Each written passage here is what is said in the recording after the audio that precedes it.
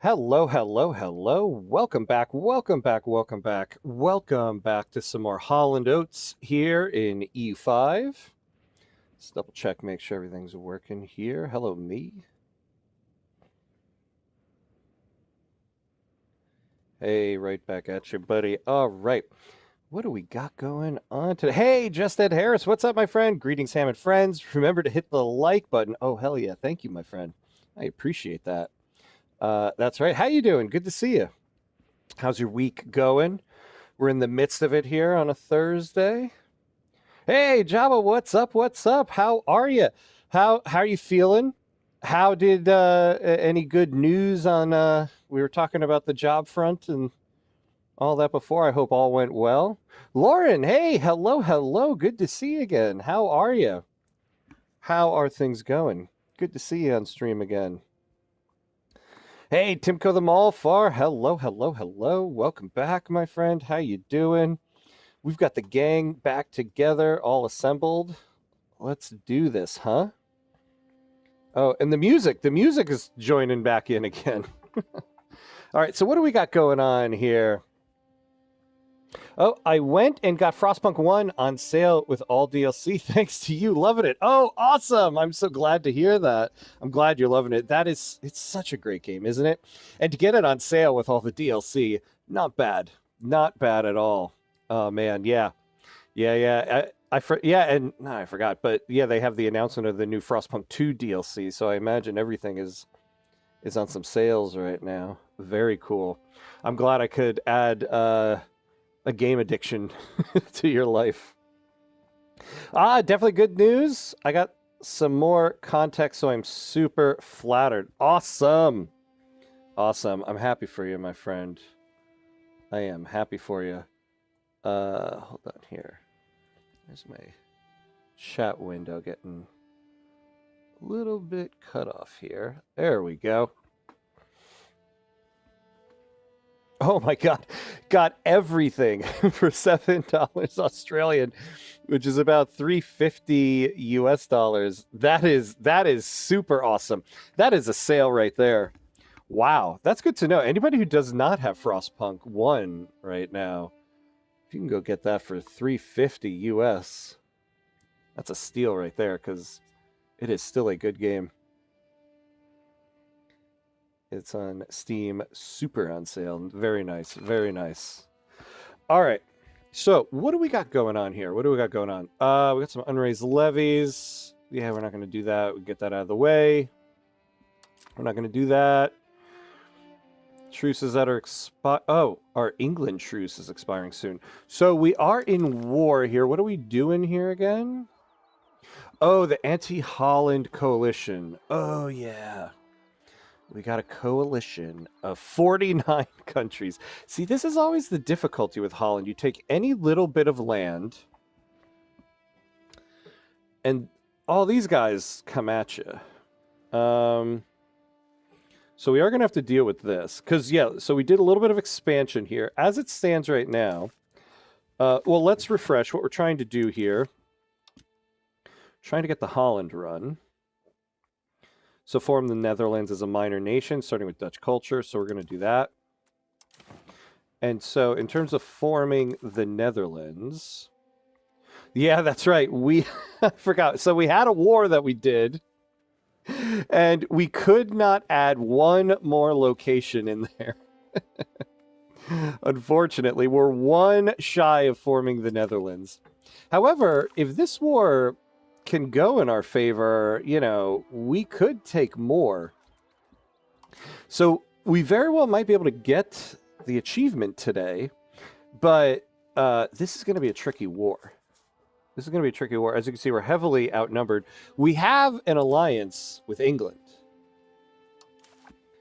but they seem to be acting like kind of some jerks right now. Like, come on, Richard II. We can't seem to get them into this war.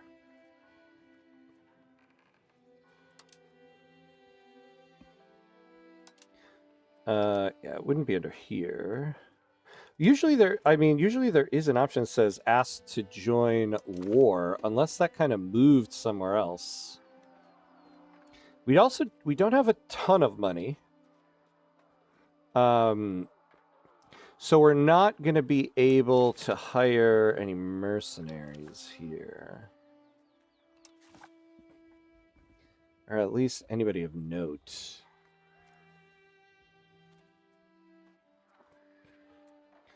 Like, what's this one about?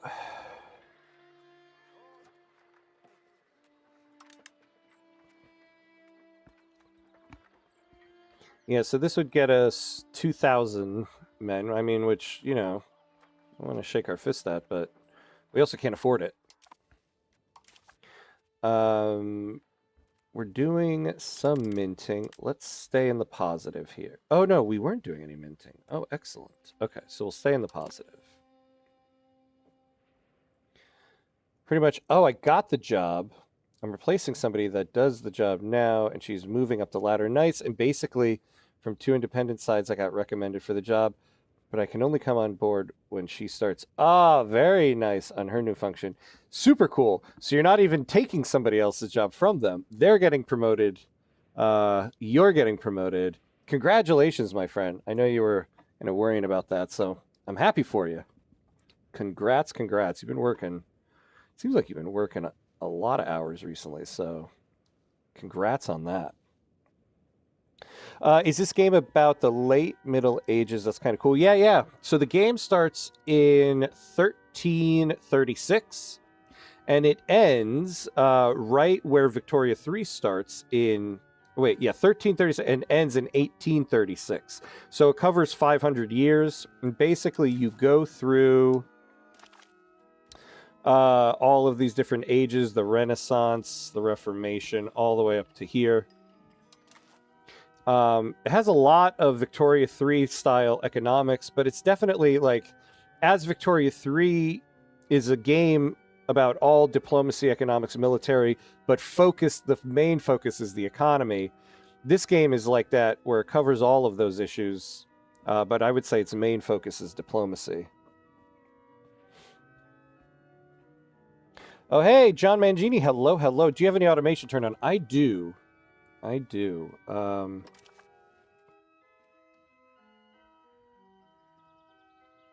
Interesting, I don't have trade here, because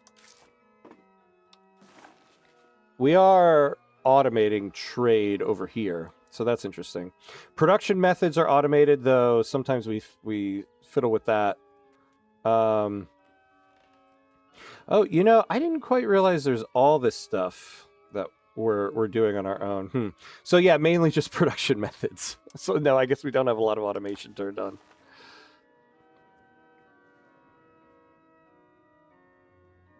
Did you see the new announcement for CK3 DLC? I saw it. I didn't get to read it yet. I've been so behind on things this week.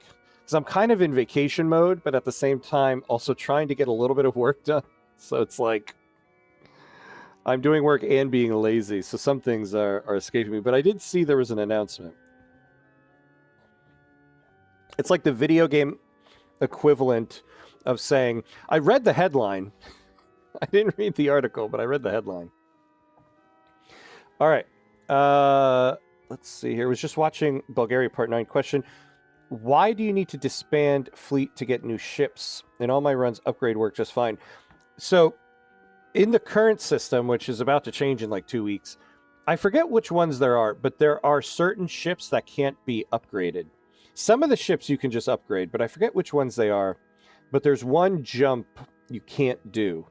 You have to disband the ships and then rebuild them if you want that one. I forget what those two are, but yeah, there is something like that, but not all of them. Want me to spoil? Yeah, go ahead, spoil it. I don't mind. I don't mind the CK3 DLC. So let's figure out how we're going to manage this war here. Clearly, we're going to take a defensive stance. So this is an anti-Holland. So they have show supremacy. So they get more war score from winning battles. Now, if we stay in these states, we have wetlands, and attackers get a penalty. So we don't want to move too much. So we have it here. But once we get out here, we don't.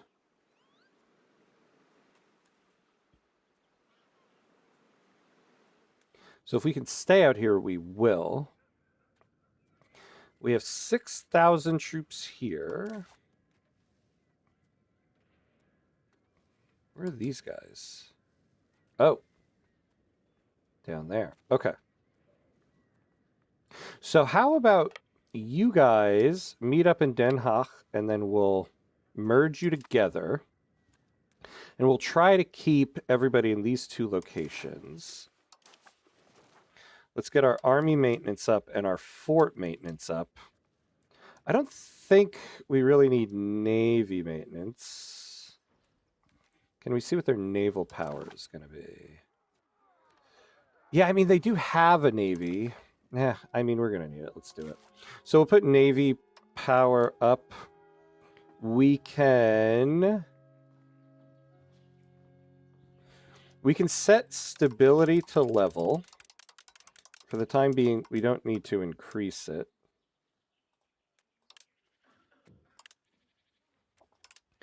And then we'll use some minting to cover the rest. We'll get some inflation during the war, but I'd rather take this than go into debt.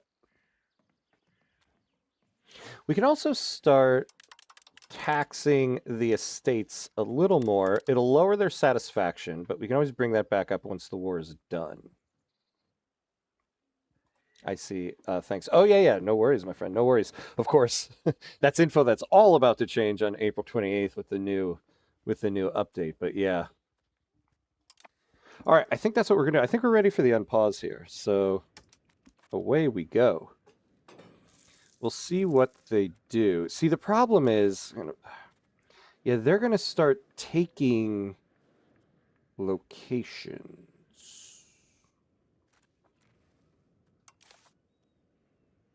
What are these guys set to?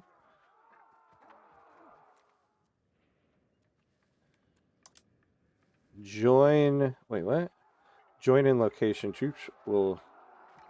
Oh, I probably already set them all to merge. I'm thinking maybe I just start picking people off.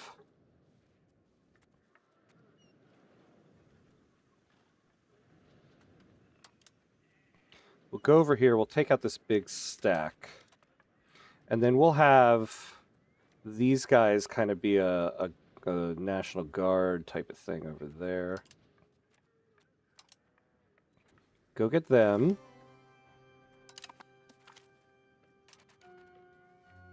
Where was this?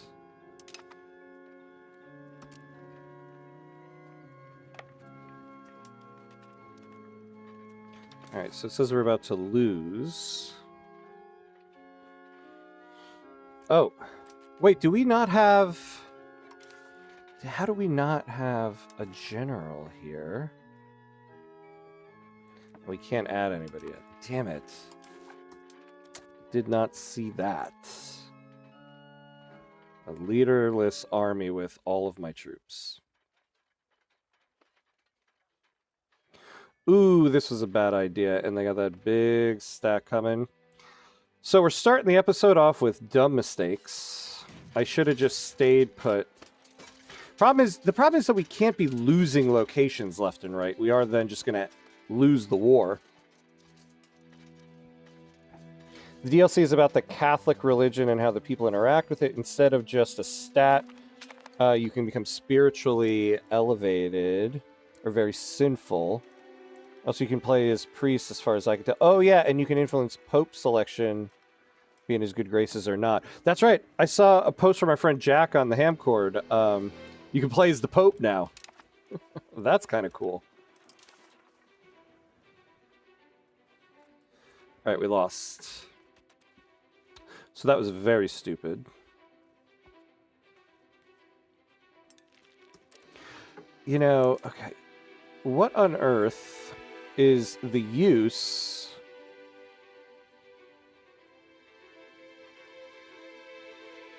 Do we not have that alliance anymore?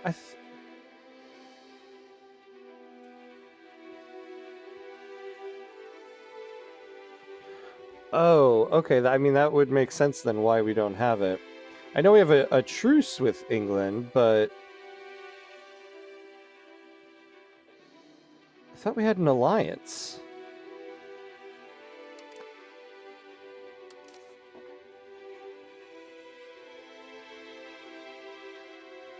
No. No, we don't. No, we do not. Yeah, and of course they're not going to want it now. They must have canceled it when the war started.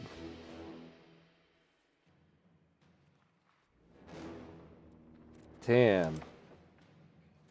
Alright. What you can play is the Pope. Sign me up. Yeah, yeah, in the new, the upcoming Crusader Kings DLC. Alright, this too. I think maybe we'll just keep everybody together. In fact, let's stay in Amsterdam since that's our capital. You guys go back over there.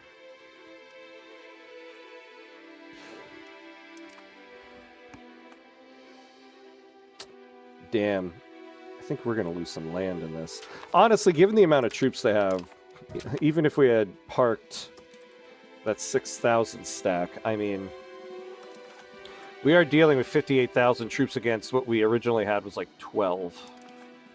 We bring sad news. Berthold van Rotterdam has died at the age of 61. He was a cabinet member in the Duchy of Holland. All right.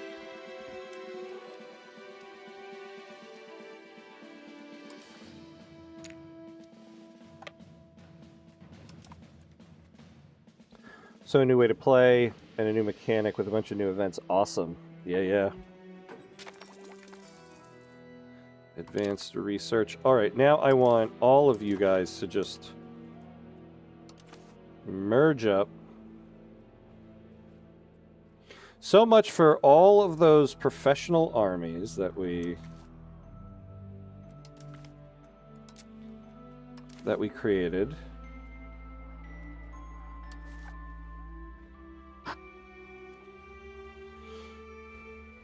See, oh yeah, the other problem is, last time I did keep, so let's, okay. Let's balance this. But let's make sure cavalry is on the flanks. All right, I think that's good. What are you giving us here? Okay, army initiative. So this guy is pretty good. And a defensive planner. All right.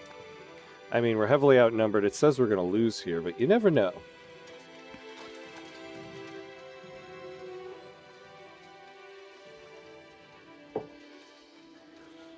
Back to E5 topic.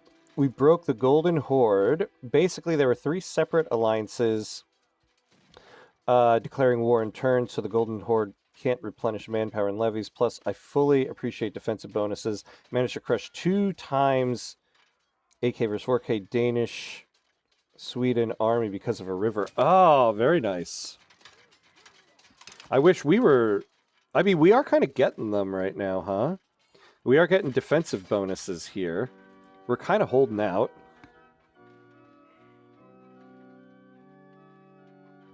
Look at this. Are we going to win this battle? Oh, yeah, their flanks are done. Yeah, see, that original stack, I should have just kept them parked where they were. I feel like I say that every war. I'm always like, yeah, I'm just going to keep this army camped in the wetlands here. And then I end up moving them. I think because the problem is they are just taking over land. But we are lowering their war score by winning these battles. So I should have just done that. Yeah, and now we've lost. Now, can we kind of piece out of this with money?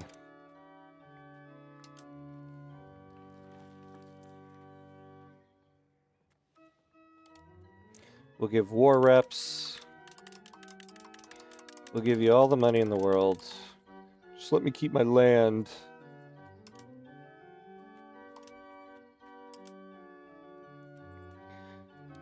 Yeah, give us a humiliate.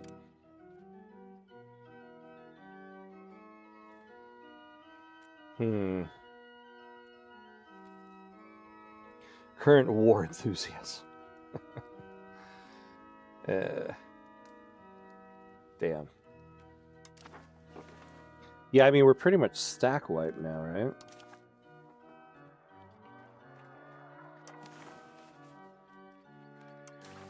Yeah, we're kind of cooked in this war.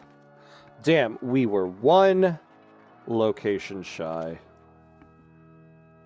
Our duchy is blessed with the ownership of several mines of great value, playing host to high-quality metals. Some of our artists, a metalsmith by the name of Pieter van Loon, has proposed to use his skills in improving either our infrastructure or mining techniques through the use of finely crafted metals under his supervision.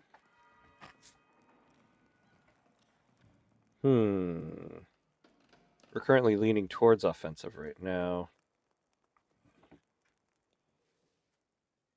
Well, we could get development here, but I feel like we're about to lose that location. Yeah, let's go towards innovative.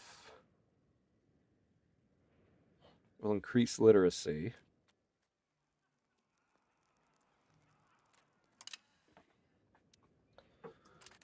Now, is there anything we can do with the church?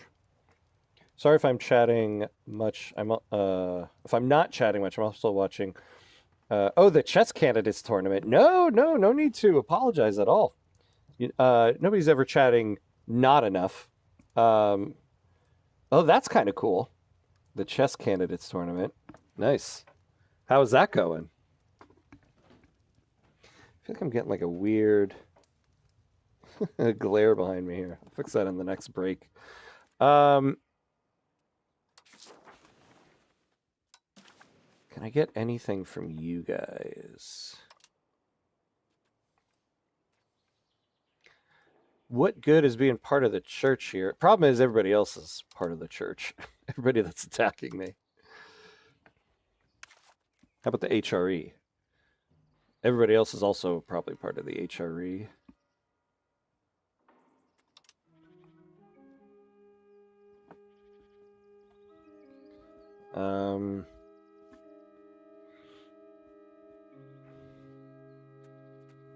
I thought there was something, though, with the church that we could do.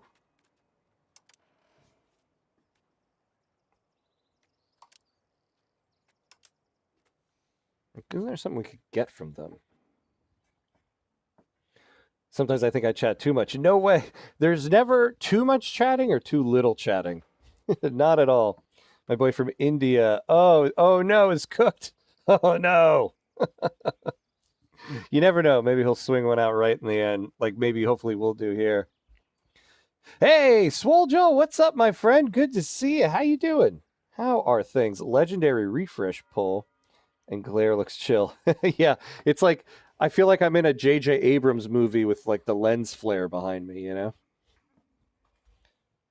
Because I can't stay. Oh, for the full stream, need to fit and need to fit all of it in time in the time you have.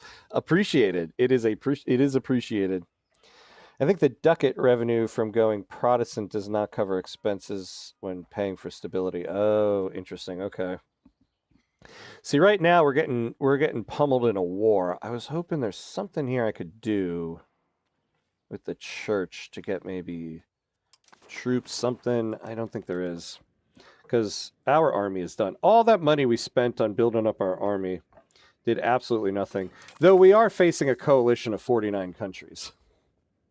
So, there is that.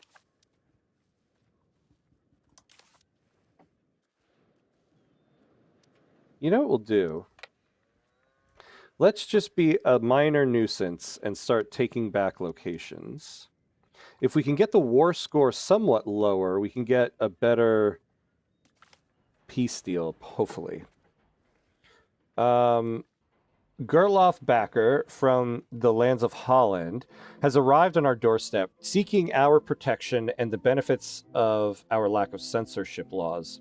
Yet another talented artist comes to our country, forever enriching our culture. If we ever enact more strict religious censorship laws, however, he might leave our lands just as he left Holland. Wait, what? Now, something we could do here. Can you hire mercenaries? Not really. Not an important amount. So, like, the cheapest one, the cheapest ones we can get here, like, well, to get any significant force, yeah, like, we got 1,000 here. I feel like, so this, getting, like, even if we just did 1,000 crossbowmen, it still will take pretty much all our money, plus a loan we'd have to take. Well, or maybe not. I feel like that money might be better spent on if we can somehow lower this war score a little bit, and in a peace deal, just offer a whole ton of money. I wonder if, they've sent all their troops over here. Who's the leader here? These guys. I wonder if we can get these guys over to our boats, put them over here, and just start occupying land. I mean, they'll send somebody to stop us, but we might have a moment where we take some land, lower the war score, and then get out of there. So you get to the coast. Oh, man, yeah, now they're going to get intercepted. All right, so I wonder if what we can do... I mean, with these ships, I want to use the ships for something. I wonder if we can just blockade the war leader here.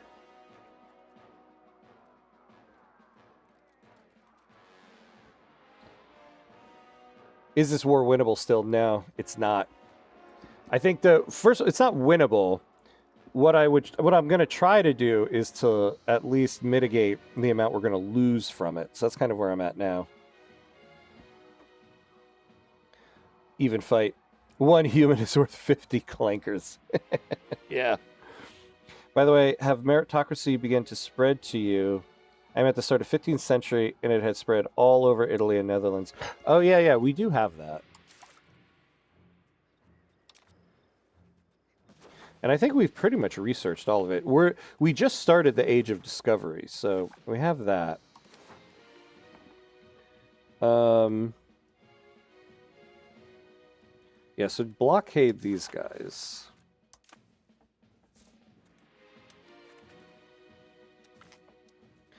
Yeah, we lost that. I'm at work, so I missed the big clunks when I gotta do stuff and then come back to chat a little. Okay, nice. Go for it, my friend. Even I can adopt it rather soon. Nice, nice. It is actually a bunch of helpful laws. All right, well, let's just send you guys down here. We're kind of stuck down here.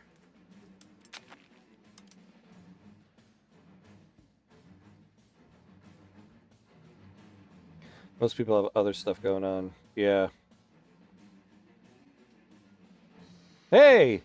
Toddling Statesman, hello, hello. Why, this looking like a normal day in the Middle East. Yeah, it is, right? Looking like a normal day in the Middle East. Unfortunately, we're in Holland here. I'm just so bummed because the war that we did before this to take all this land, I didn't have enough war score to take one more location to form the Netherlands. And now we're gonna lose quite a bit. I wonder if I can... So, could I give away land right now? So let's add everything back in. Hey, Nicholas Bordeaux. Hello, my friend. How you doing? The war enthusiasm sadly won't fall much from going after the war leader. Yeah. Yeah, I know. It's kind of a feeble attempt at something, but there's not... I'm kind of accepted. There's not actually much we can do. Coalition wars can't be won anyway since the war score cost is too big and you can only take from the war leader. Best is a draw. Yeah, see, I'm hoping we're gonna lose. I'm hoping to maybe lose as little as possible. We'll add in the humiliate.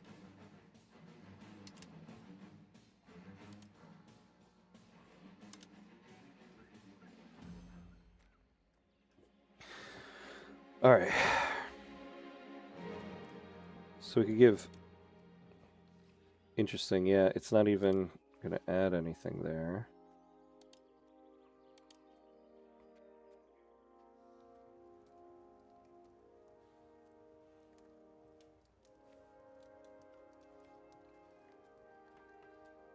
So even adding land at this point...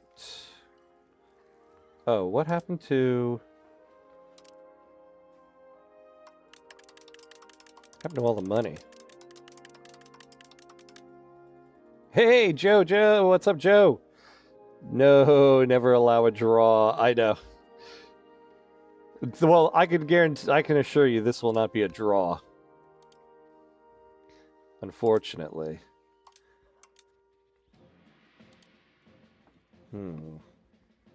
Also, how do you restrain yourself from setting up 40 plus long research queue to only realize that you need to redo it all? I know, that's why I try not to do too much anymore, because I've redone the damn research queue so many times. I know your pain on that one.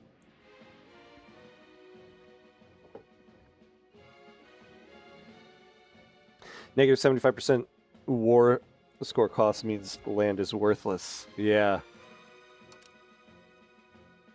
Yeah, I mean... I don't really want much yet.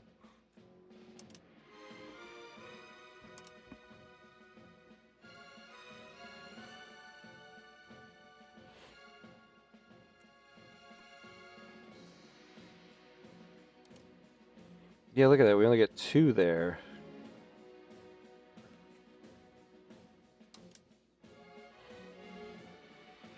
Oof, is that what they're going to try to take here? But they won't even accept that right now. All right, we're just going to let this roll for a little bit here. It's a trap. I had 3 straight coalition wars, all one after another. You have to let them deck and win and disband it or annex them. Too bad, right?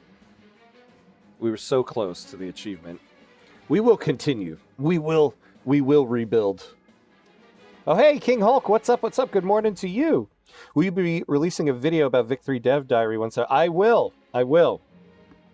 Unfortunately, they gave the early access a little late yesterday, so I didn't get to like pre-make the video yesterday. So I'll be making it today.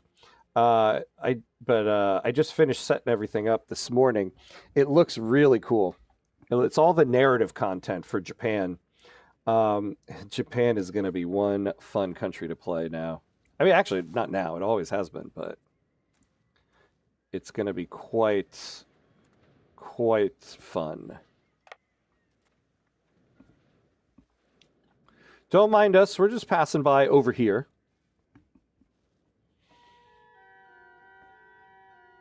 They're ganging up on me because... Oh, war score's down to negative 17 now. Because I had just taken a bunch of land. We had spent some time in previous episodes building up a standing army. We created a pretty strong standing army. We took some land, and immediately, just like everybody created a coalition against us. It's ridiculous.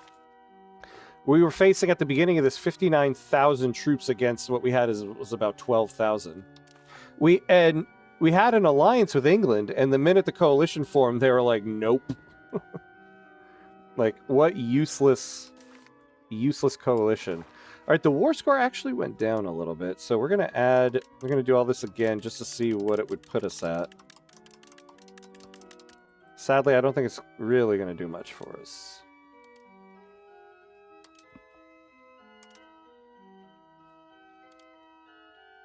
Yeah, we're back down to here. We're just going to let this play out for some time. I guess what we can do is we can stop increasing inflation for now, since we're not going to win this thing. So let's bring inflation back down. I suppose we'll keep the fort maintenance up. Let's make it hard for them at least.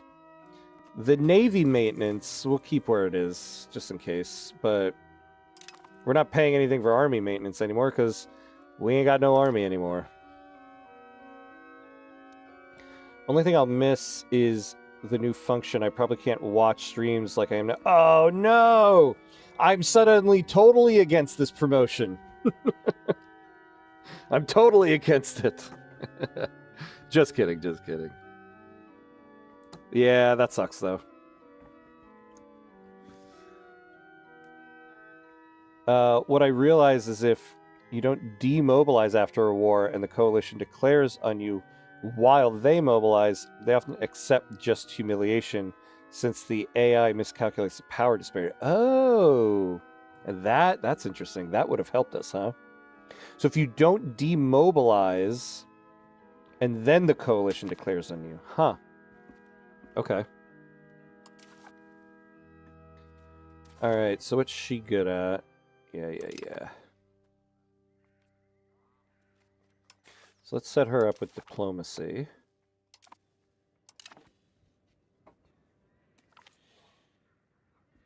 Duke Jan II von Avesnes has to employ many methods to keep the unruly Adele in line. One of the most common is cold hard cash. We already grant them a pension in exchange for relinquishing certain rights. However, their leaders now claim that we are not paying them enough and are demanding their pensions rise if they are to continue to support the Duke.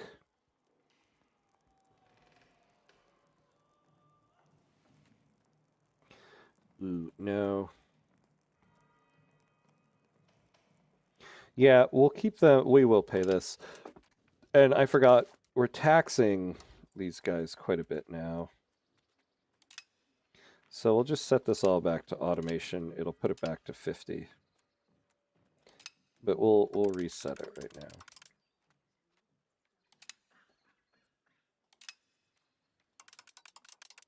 Same thing with the Boreen. There we go. So we got them back to 50. I guess it was kind of worth the money. Damn. Yes, I love playing as Japan, and with all the new content, I know it will be amazing. Can't wait to play EU5, but all I have is a Steam Deck. Oh, and I think it would melt on my hands if I try EU5 on it. I don't remember if I haven't checked if EU5 is compatible with Steam Deck. I know Vicky 3 is. But yeah, EU5 is supposed to be quite well. No, you know, here's the thing. The devs said that so the recommended requirements for EU5 are very high, but the minimum requirements are actually pretty low. I remember before the game was released, they said if your computer can run Victoria 3 and Crusader Kings 3, it can run EU5. So you could probably run it on Steam Deck with some lower settings. And it won't melt it. Would you recommend EU5 for a semi-casual fan? Play regularly, but not hardcore min-max roleplay, etc. Yeah, definitely. I definitely do. I think you don't need to be a hardcore EU5 fan to enjoy EU5. In fact, I would say if you enjoy Victoria 3, there's a lot that you're going to love about this. Also, you know, loving Anno, the Anno series, I think you'll also kind of enjoy this because there's a lot to do here in the economy with like production chains and stuff like that. But, you know, like any Paradox game, there comes the initial learning curve. So there is that. But the game has kind of is starting to stabilize in terms of all the updates coming out. So there's not these massive changes every week. So yeah, I would recommend it. That's almost cheating though. Oh wait, what's almost cheating?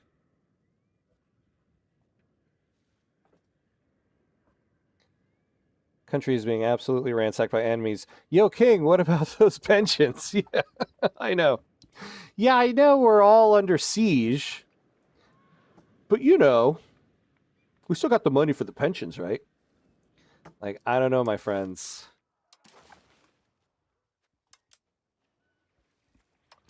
There's not even a recommended treaty that they would take here.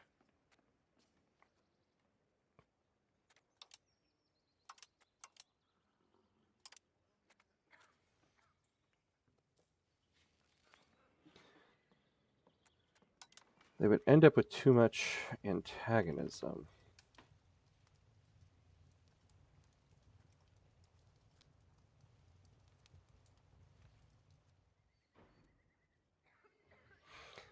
Yeah, the war enthusiasm is still too high. Maybe I can figure something out. You can put a lot of stuff on automatic.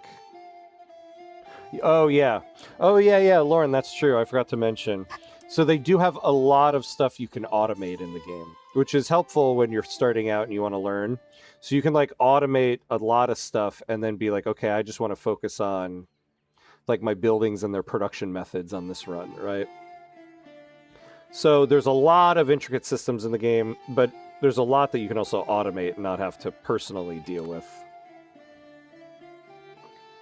Tempting. Might have to spend the second half of my days learning EU5 now. Yeah, I loved EU4, but I've heard EU5 is completely different. Yeah, that's what I've heard too. I never dove too far into EU4, so I don't know enough about EU4 to comment on that. But I've heard that left and right. In fact, I don't think I've seen a single person who played EU4 say, "Nah, they're pretty much the same." So it seems like there's a lot that's different.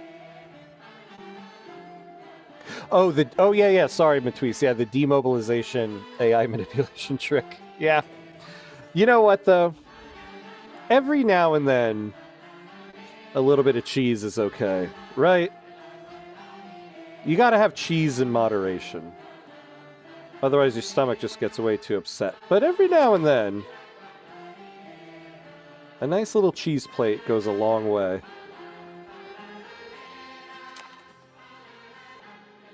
It's not cheating if you're a ruler. It's just an honest mistake.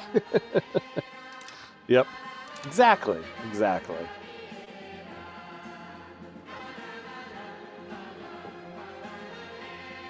okay. I'm sure all your tutorials will get caught up. Yep. Warlick's coming your way soon. Yeah. I have a deficit spending tutorial for Victoria 3 I'm in the midst of making now. That'll probably be the last one I make before the new update comes out. Though the new update's coming out in like 2 weeks. I would like to get some EU5 tutorials out, but I just don't have enough time in the day. You know, my teaching semester ends next month, and once my semester ends, I'll have a lot more time. I do have a couple EU5 tutorials out right now. Like, I do have a tutorial on how construction works in this game, but I don't have a lot of EU5 tutorials at the moment.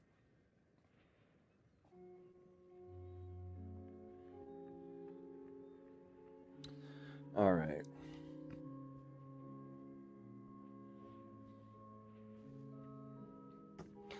Damn.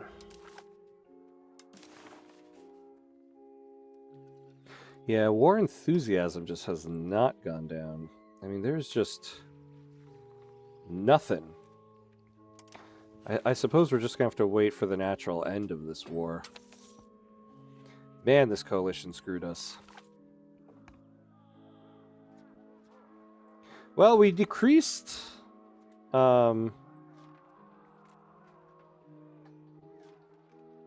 thought it was about 9,000 we decreased. Because I think they started around 59,000.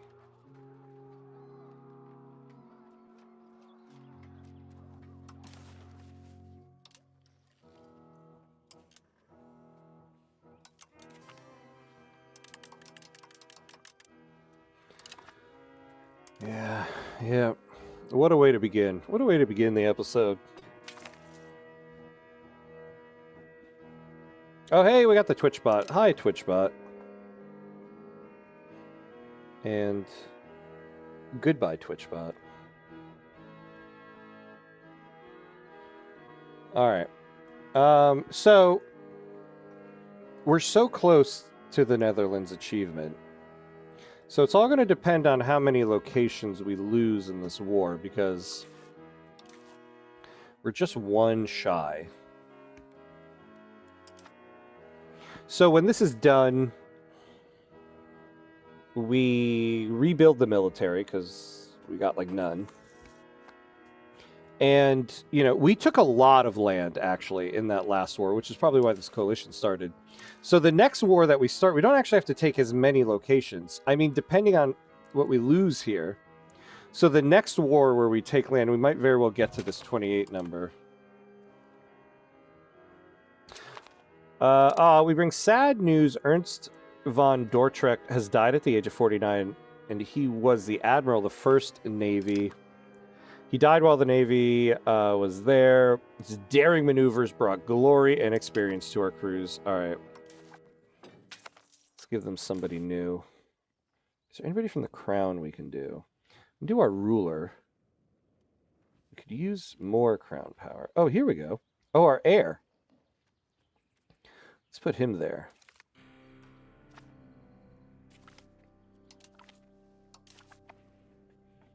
Yeah, Den Bosch has fallen. Everything has fallen, guys. Thanks for the updates.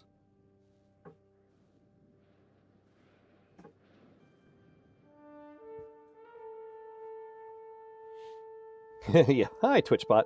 Bye, TwitchBot.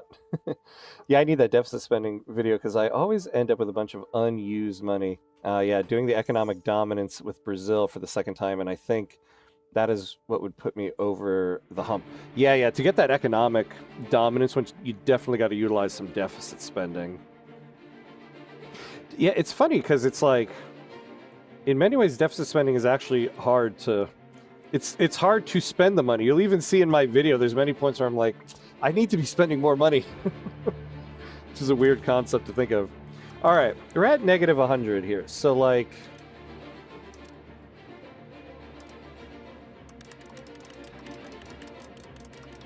Like, are we just going to be in perpetual war here?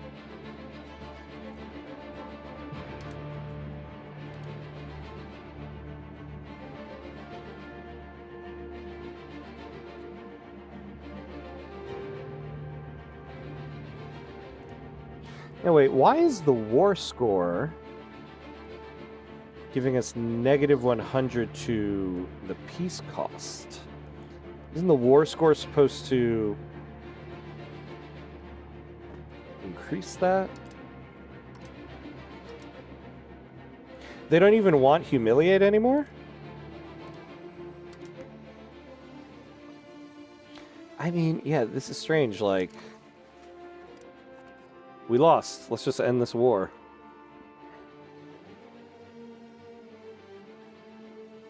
Well, last week you did end on a big cliffhanger. I guess, oh yeah, it's karma. Yeah, that's true. Yeah, that's true. I had to end the stream right when this war started. Yeah. Karma sucks, doesn't it? I think I also ended because right when this war started, I was like, oh boy. This war's gonna suck. That's next week Hamcuts' problem. Ham, all characters keep dying while commanding the fleet. Also, Ham, let's make my heir an admiral. I know. That's why I actually shouldn't have done it. I've been starting to think, because I used to always put the leader, the king, as the admiral, because you get a massive boost to crown power. But yeah, they always seem to die. Now, I can't tell if they're just dying normally, because it tells you where they died, but the event makes it sound like they died because they were with the fleet. So I gotta look into that. Like, does commanding the fleet and just sitting here actually increase the chances of death, or are my leaders just dying like they normally would, and it's just telling me that's where they were? Our long-term policy of encouraging innovation has reaped major benefits. We are seeing intellectual growth in our nation. This is good. So we have research progress, institution growth. All right, nice. It gives negative 75% for them and plus 150% for you. So if you wanted to take land, it's plus 150% of the cost. Yeah, but just like we're at negative 100% war score. Like the war should just end so we can move on with our lives here.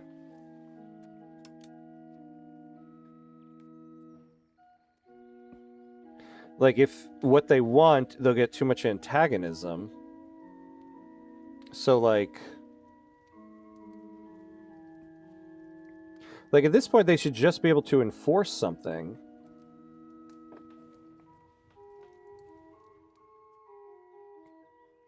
They want something else. Yeah, like...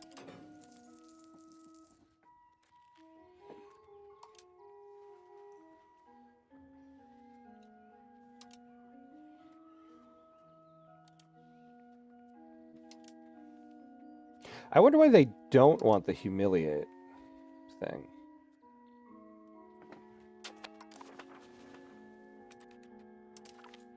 All right, we have received an offer for peace.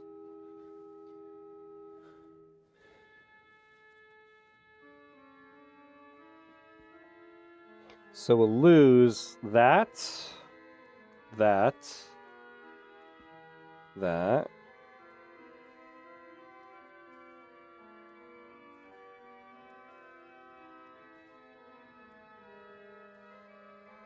That's not so bad. Actually, that's not bad at all. Then we pay war reps. Oh, we liberate the Brabant area. Yeah, we're going to lose a lot.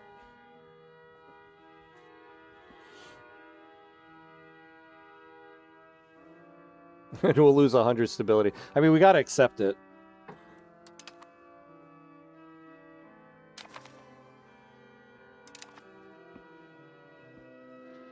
All right.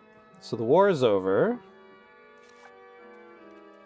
So what do we actually own now? Wish all these icons would just go away. Oh, here we go. Yeah, so we still have this, which is good. Because this has got a pretty... well, not as much anymore. A lucrative RGO.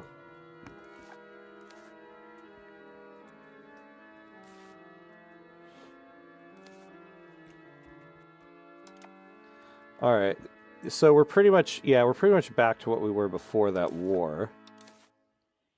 So we need about 17 more locations. Yeah, I suppose we got to do this in more moderation. I probably got too much antagonism last time. About to take out massive loans.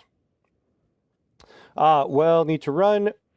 We'll watch in record.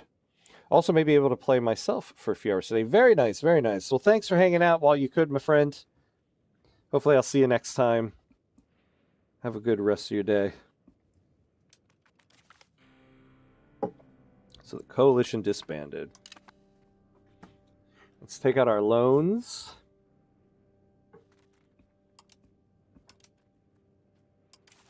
So what do we got here? All right. So we're going to replenish manpower. All right, so we got a lot of loans here. So let's...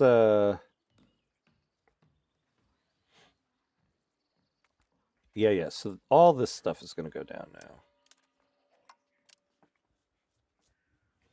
It's not too bad, actually. I'm going to tax these estates a little bit more.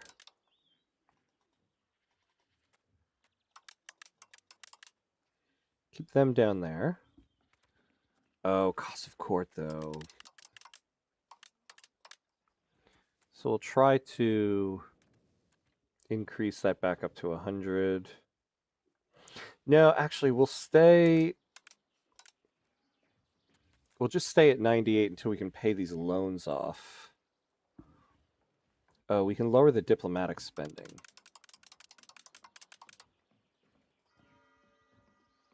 All right. So slowly but surely. So like we want to repay this $49.99. So I think what we'll do is we'll take some inflation.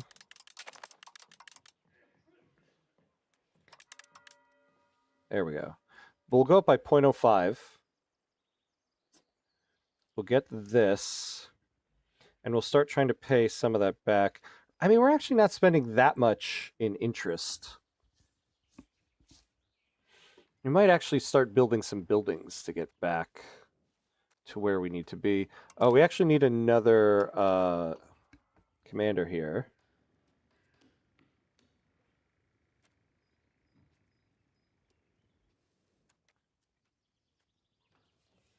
Oh, we got another bold fighter. Oh, wait. This was the same guy. I wonder what happened there. Count Lubert. Put you there. All right. Oh, but we are at the hour mark. Oh, I hope I didn't miss the ad break so that we don't get hit by ads. No, I didn't. Okay, good. So we're going to take a quick 90-second break, pay homage to our gods' ads here so that we don't have to get hit by ads while we're having gameplay. So 90 seconds, and we'll be right back.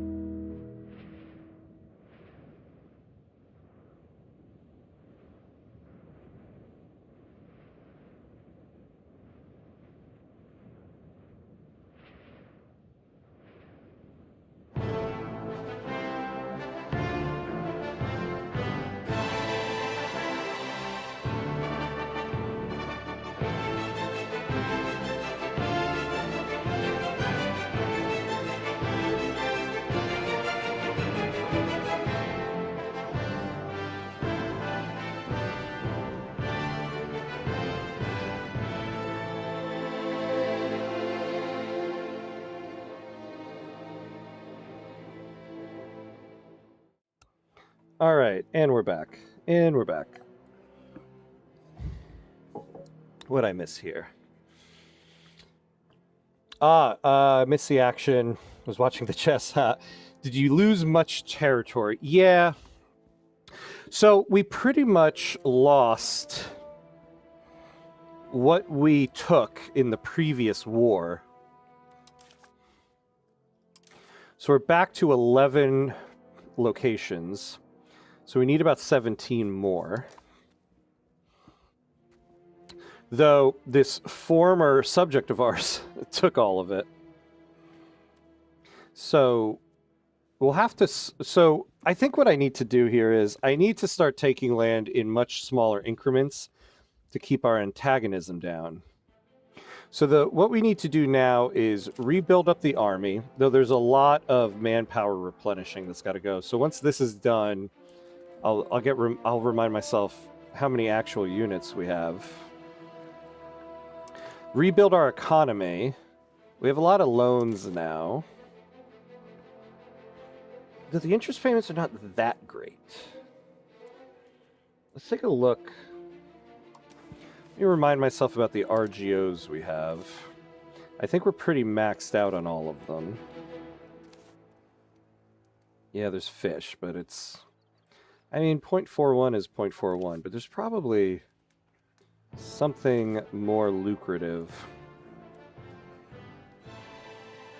These dyes are nice. I wish we had more of those. Fruit.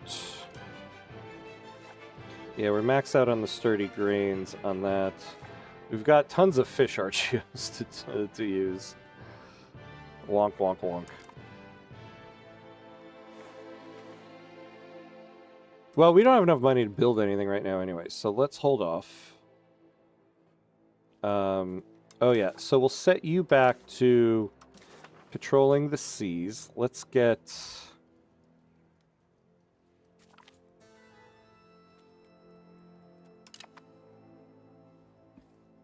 Let's keep maritime presence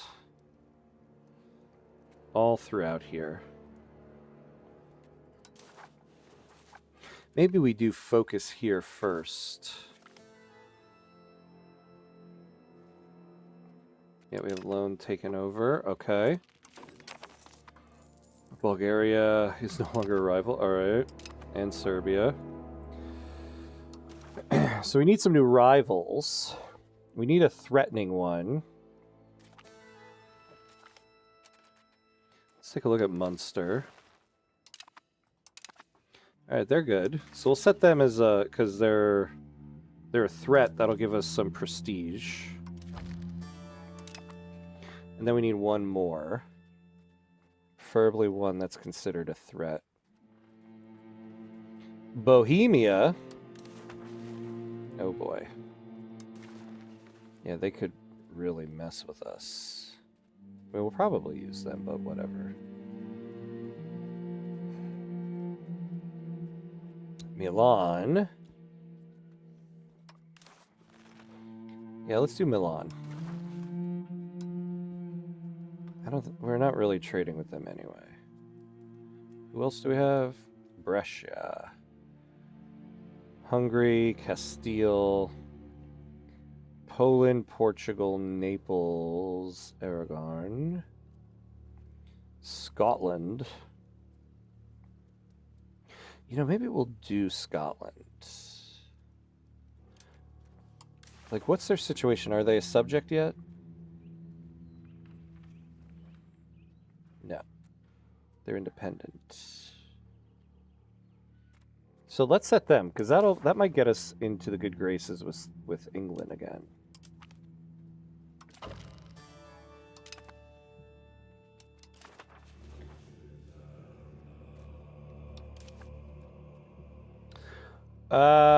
We have good opinion. Now, why would they not want...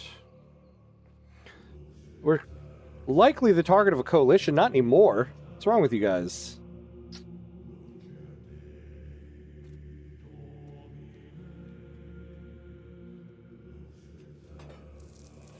All right, why don't we curry some favors? Well, no, we only have one diplomat. I don't want to spend a lot on diplomatic spending right now. We'll hold on to our diplomat.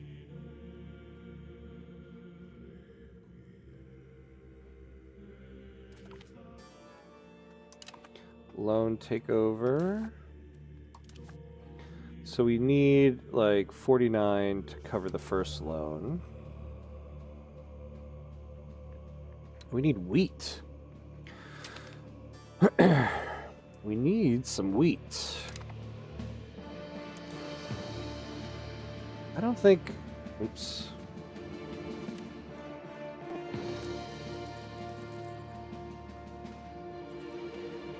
Rice output. Yeah, we don't have wheat. We had wheat. That's probably what happened. We had wheat. Although, where does our market cover?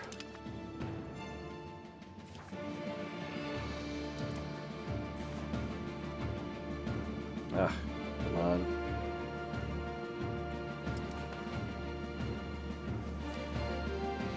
Wild game, fiber crops. Yeah, wheat is like right here. Oh, it is right there also. Yeah, just not in our market. We gotta work on that. All right. So we can pay off the first loan. I don't know if that's the best thing for us to do right now, though.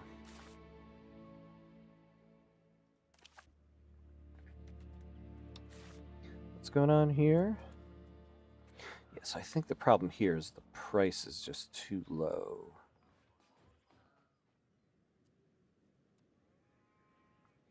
Oh, are we getting trade imports of cloth? We should be building that then.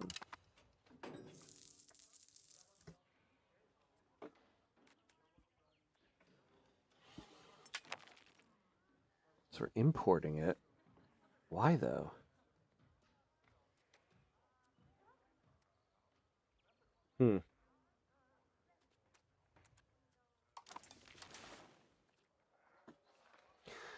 Yeah, that's right. I forgot iron. Iron is the thing that we need to build in this market. We still need more of it. All right, so let's go back to that. The bog iron smelter. Where can we do more? So we were doing quite a bit here.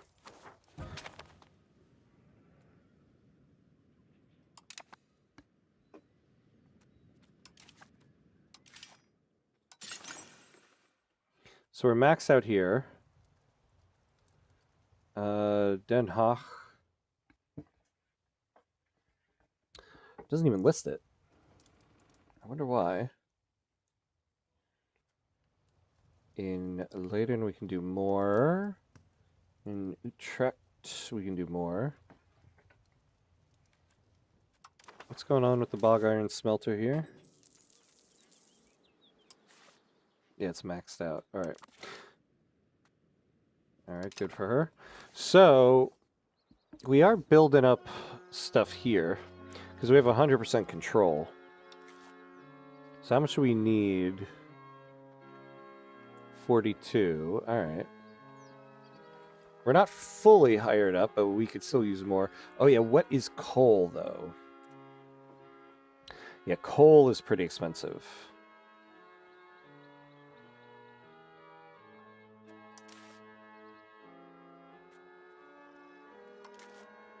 So the charcoal kiln.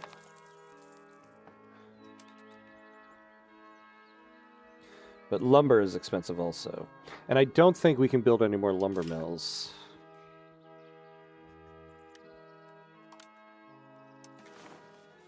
Yeah.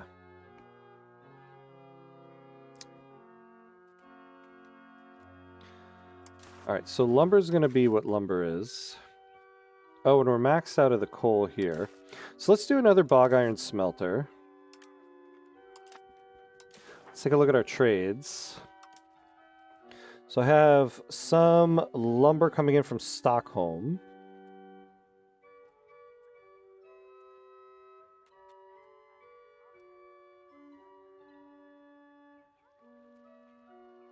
So we're getting 1.16 units.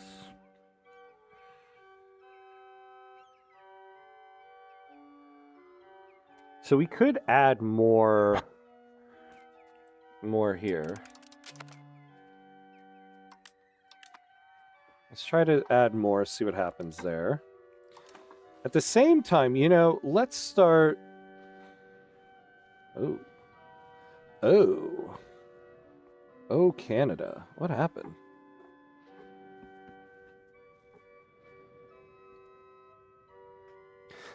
Yeah. This game looks like it will ruin my life in all the best ways. This is true. This is true. It has happened. Same. Just trying to figure all this stuff out. But it is a lot of fun. So Stockholm, expand raw materials time, nice. Okay, so Stockholm, oh, here's Sweden.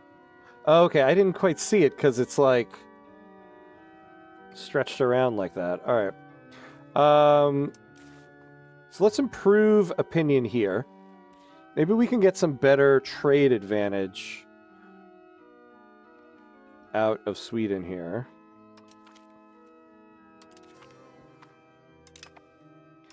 And now we got a Landag.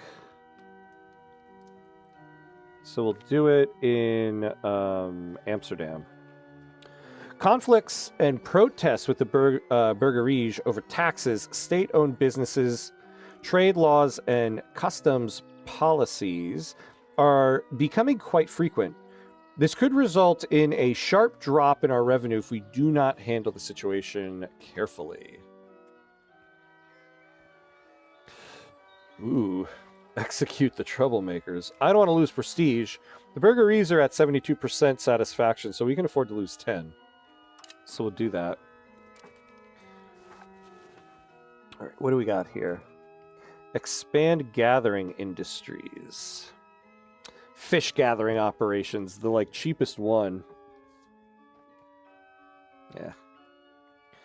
Officer lists, we'll get a character. Increase ties to neighbors. What is their opinion of us? Negative 200. You know, we could maybe use that. Flanders kind of likes us, but Brabant. So to increase our reputation by 50, our come on.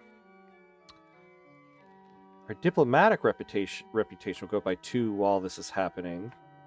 That might be what we do. Naval infrastructure. Ooh, all those places get development. That's always good. Market expansion acts. Yeah. Not so much. We've done that a couple times now.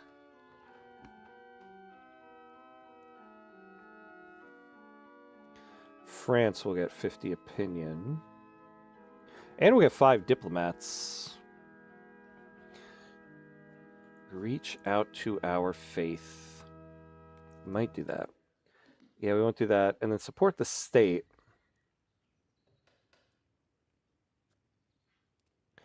He's got pretty high ability right now. And we've got 37% crown power. I'm kind of leaning towards increasing our ties to our neighbors or to our faith. So I'm thinking we do neighbors so that hopefully the next time we take a place, maybe someone like Brabant will not join in because they really hate us right now. So let's do that. So we're at 43%. Let's get above 50. I don't want any more antagonism.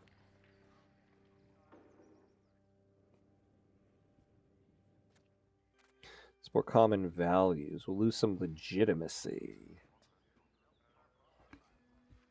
We'll go towards communalism. I always got to remind myself on this one. I always forget exactly what each one is. So individualism, we get extra Army and Navy morale.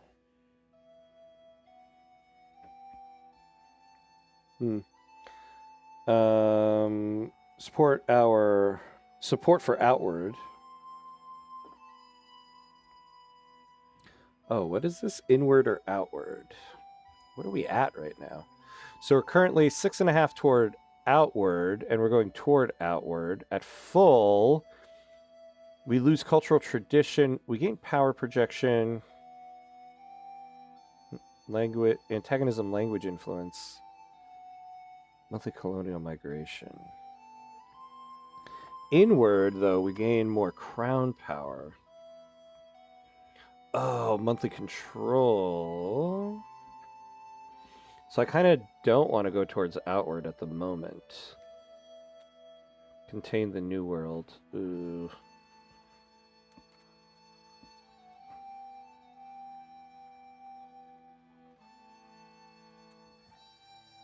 So I think we'll go towards this. That puts us at 50. We'll probably get an event or two that might give us more. So we'll stay at that for now. Oh, the army... oh, yeah, our army guy died. Okay. So who else do we have here?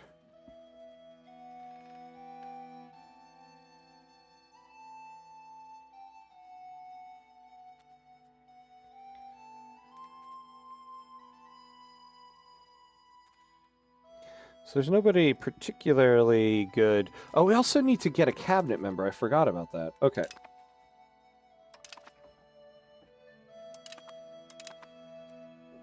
So this person's pretty good, actually. As an army commander. Army tradition from battles, prestige from land. But yeah, we'll do this. Capitan Denis de Belloc. We'll do you. We choose you, Pikachu. Let's get a new cabinet member. Ah, Diedrich Post. And you're part of the clergy, so not the nobility. Sounds good to me. Hey, John, what's up, what's up? Hello, hello. Will you re-vassalize your lost vassals soon? I don't know about soon. I'll do it as soon as possible. How about that? We'll do it as soon as possible. Will you do colonization too? Yes, absolutely. We'll do some colonization. When we can. We're still trying to get the New World spread here. What are we at? You're at 0. It's in Santander. Yeah, let's see if we can start getting some trades.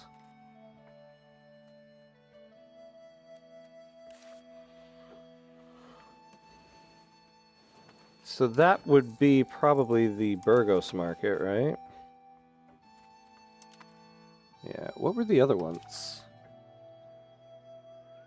Printing press. Constantini, that's probably too far for us. Where is Troyulon?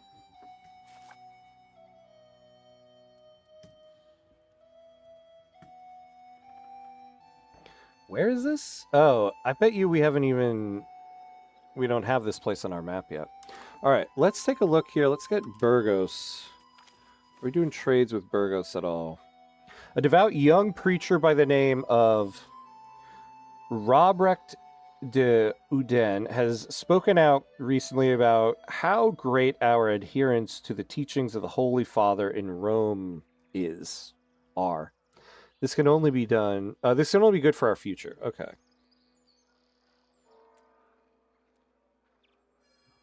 Oh, we gained some prestige. I'd kind of like that.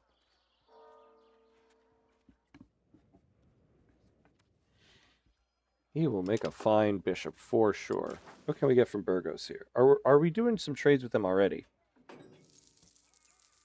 Actually, you know, if we could get... If they have some lumber for us...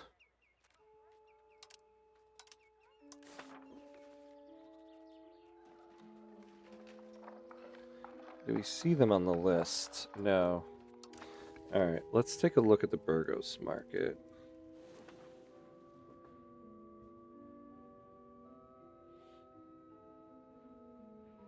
You could use your fleet to explore the seas near Africa. No, there comes a certain point where you can't go any further. We actually tried that. There comes a certain point where you can't go any further. Or, well, I guess you need bigger ships. The last time we tried it with our ships, we weren't able to. The town of Horn has grown rich and prosperous, and the people there are disappointed that they have not been chosen as the seat of the current Landag. The representatives of Horn demand compensation and a guarantee from us, securing their interests for the future. They are threatening to leave if their demands are not guaranteed. Yeah, we gain 25% support in the Landag. We'll do that. So I want to take a look at the Burgos market here. What's lumber in this market?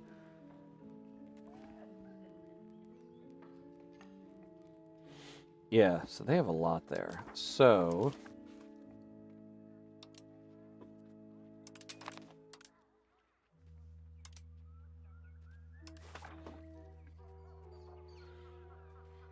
Are they outside our range? No.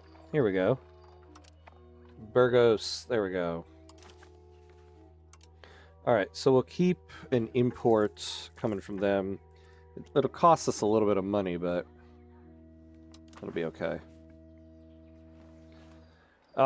It seems that the Landag members in Horn, though staunch supporters of our cause just a little while ago, have come to change their stance on the currently debated issue entirely. We cannot know for sure how this happened, but it is clear that we can no longer rely on their vote. Oh, well, we lose 5%. It was a net gain, though, in the end. We bring sad news. Bavo van Dordrecht has died at the age of 58. He was a captain. Isn't this the guy we just hired? No, it isn't. Okay. He died from a wound inflicted while sporting. Oh my god. So he died from a pulled hammy, huh? Poor guy. Oh, the Landag agrees. Very nice. Oh yeah, so the guy that we just brought in actually has really good abilities here, so we'll do that. Now let's pay back one of our loans while we can here, because eventually we're going to have to pay these back.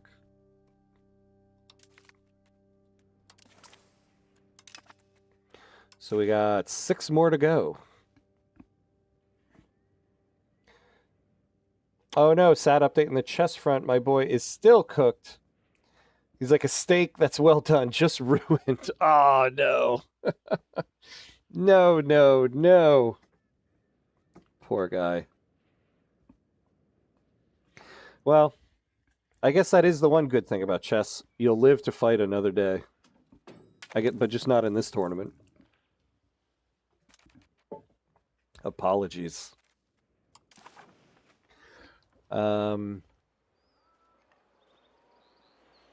Unused trade capacity. Yeah, true, true.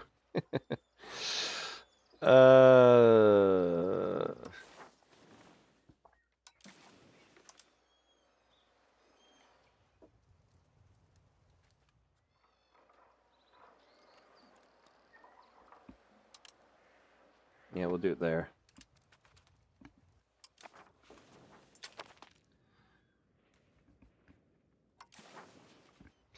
All right. So our balance now.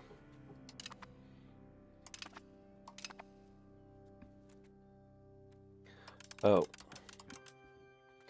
Let's try to lower inflation here. Yeah, we'll do this now. Because we're over 1%. I mean, it's not terrible, but I'd like to not have it. All right, so we got the extra bog iron smelter. It's got to higher up, though. The army, all right, is fully replenished.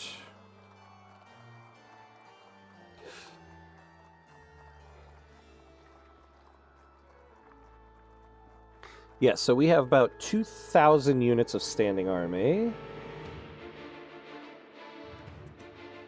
And the game thinks that's cause for epic music. But, I mean, obviously we don't have the money to expand this right now, but we will eventually.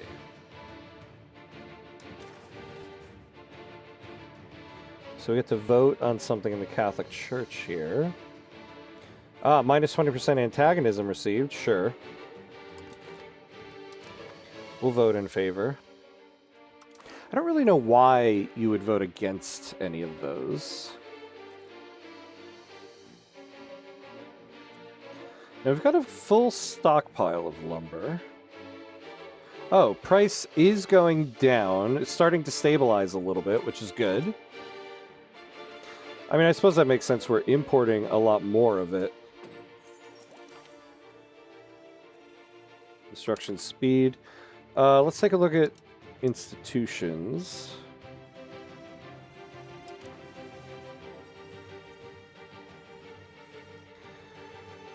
So New World, We're gaining oh so slightly on it. We're at 0.08. Wonderful. God, it is freezing in this basement here.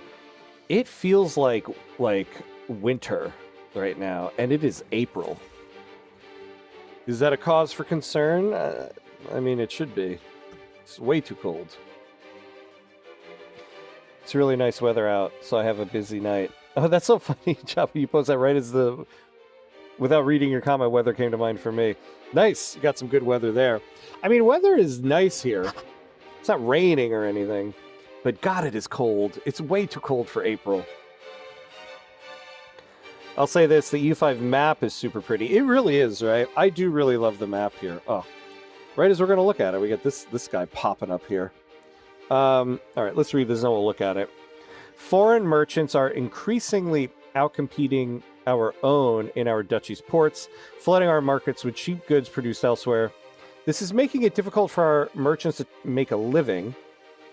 They have come before Duke Ian II von Aveznes to propose a new tariff on foreign goods, which would help protect them from competition from abroad. No, we want to go towards capital economy. There shall be no new tariffs.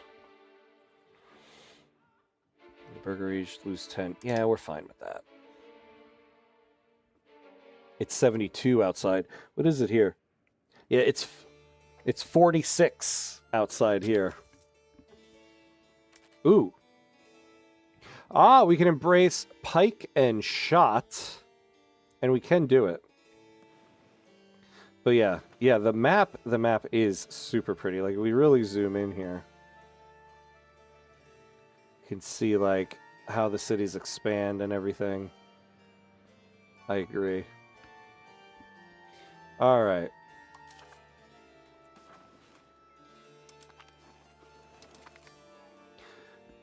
Pike and shot is embraced. Let's see what we can get here.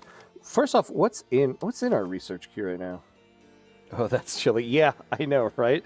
And I didn't bring a long sleeve shirt down here with me.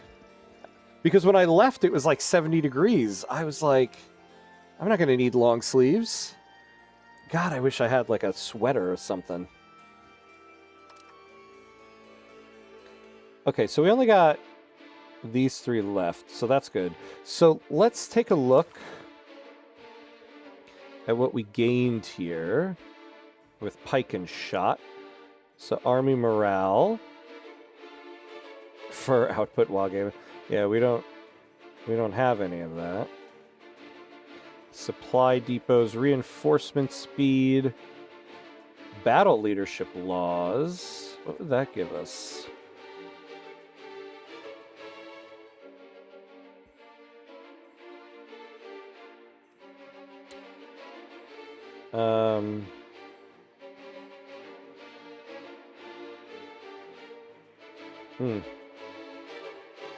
Trade range. Oh, trade range over owned land. Oh, interesting. Okay. House of Parliament. A permanent parliament. That's not bad. Disease resistance. Oh, we can get the Carrick. Get extra trade advantage, which might be nice. We get the flute.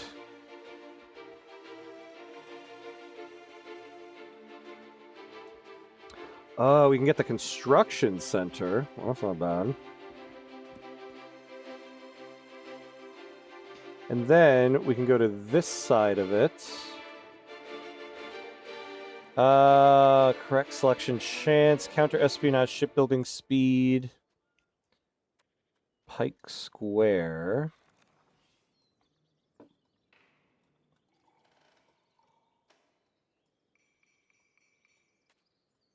Yeah, so we get some better units here. We get some training fields. Oh, more monthly manpower, which might be nice, actually. So we got all this, but we still have quite a bit to research, like, of all this stuff. Like, we still got to go through professional armies here quite a bit.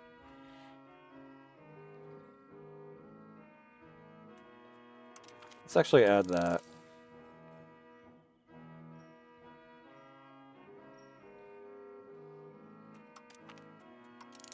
Yeah, let's start getting the literacy up. Maritime trade advantage.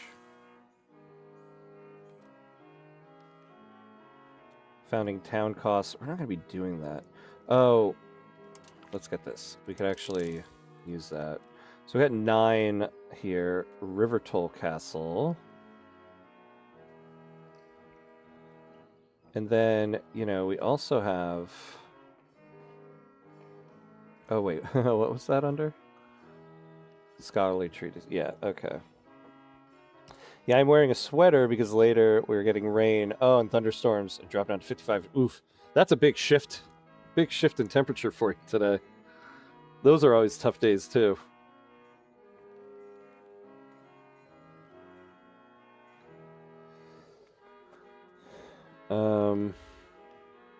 Yeah, let's get some crossbowmen regulars. Let's get the coastal fort.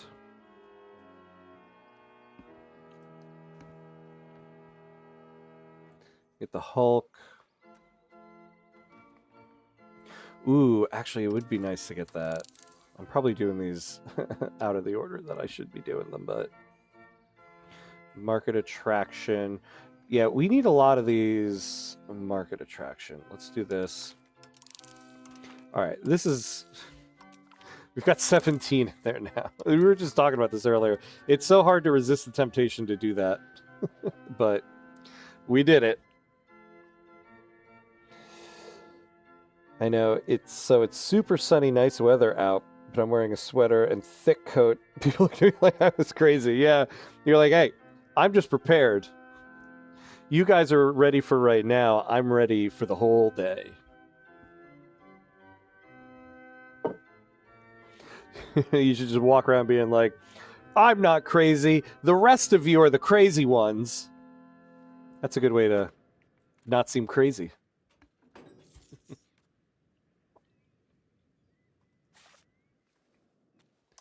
And there you go. That's my life coaching.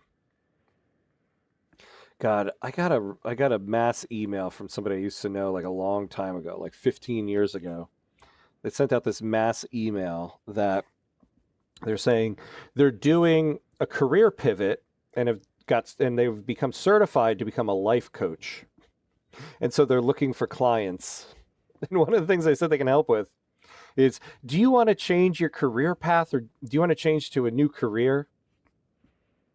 I feel like, there's no offense to anybody watching out there who is a certified life coach, but I'll tell you this. If somebody has switched careers to become a life coach, it makes me feel like I don't know if I can trust you as my life coach. I think that's the paradox of the life coach. If you are a life coach, I don't know if I want you to be my life coach. I feel like life coach is like one of those things that you take unknowingly or unwillingly. Like, who's got to be the last one to stay to press the button and give their life so the rest of us survive? You know? Like, you don't want to give that job to the person that's like, me, please, me, because that's the person who's not going to press the button. You want to give it to somebody who's like, I don't really want to do this. But then when they get it, they're like, damn it. All right, guys, I'll take one for the team. That's what you want in a life coach. The person who's like, really? You want me to be your life coach? I mean, all right, let's do this. That'll be a good life coach right there. Not somebody sending you a mass email being like, please be my client. I just switched careers to this. And I need clients to survive. Watch. Like, unknowingly, half the people subscribe to me are all life coaches. Just get a massive decline in followers.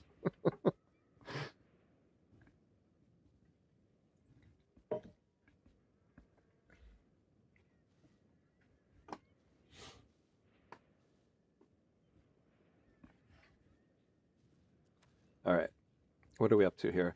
All right, so we can pay back another loan. Actually doing somewhat okay here. We're coming back. So yeah, let's pay this back. With each loan repayment, we get a little bit more monthly income.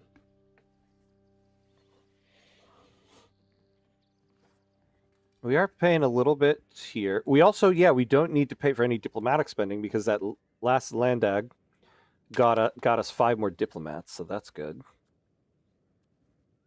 We can vote on another resolution. Oh, state satisfaction equilibrium. Let's do it. Actually, hold on. What can we do? We can call for a crusade.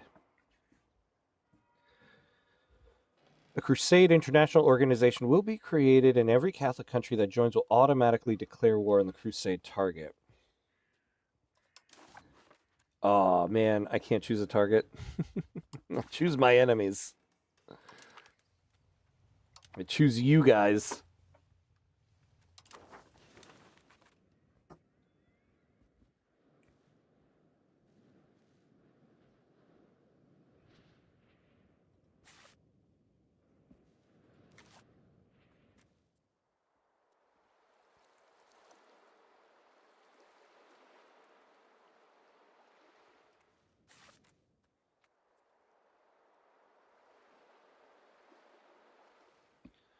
All right, that's good. What's our control looking like? Very good. Some excellent control down here.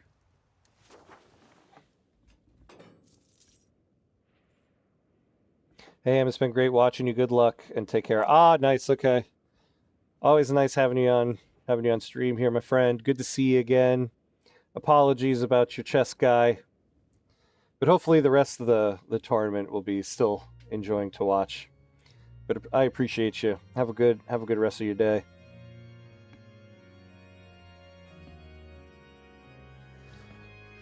All right, so we're getting decent trade income here.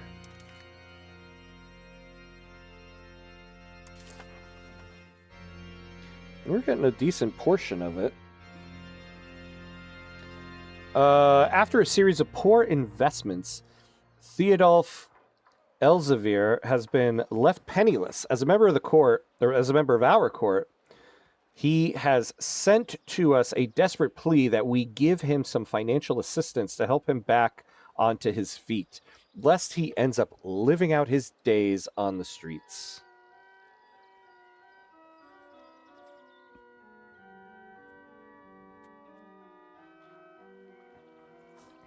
Oh, no. We're not going to go into more debt for this guy. Yeah, you're going to... Private fortunes are not our concern. Yeah, definitely. Sorry, my friend. Don't bet on crypto next time.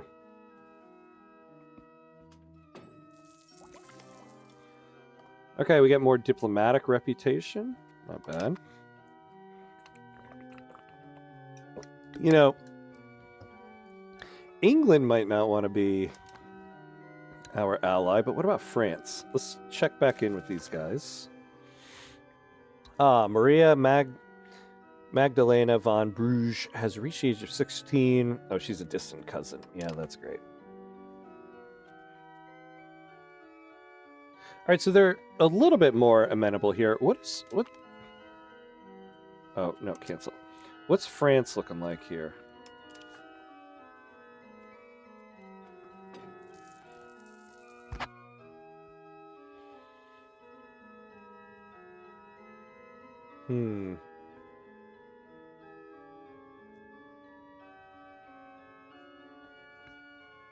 Yeah, this likely target of a coalition thing is just killing us. All right, why don't we try to curry some favors here?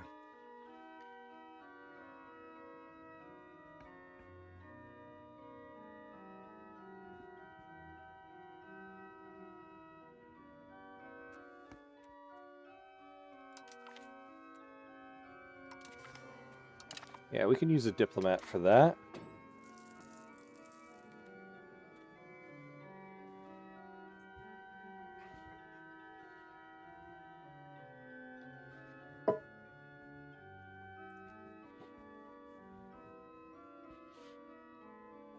God, I'll tell you what I'm going to do for tonight's stream.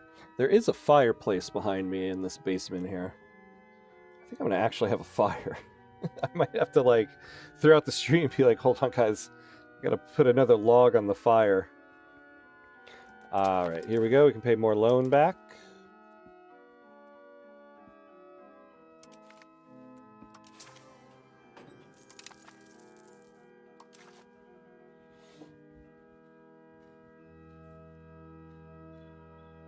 Let's see, how we doing here? How we doing?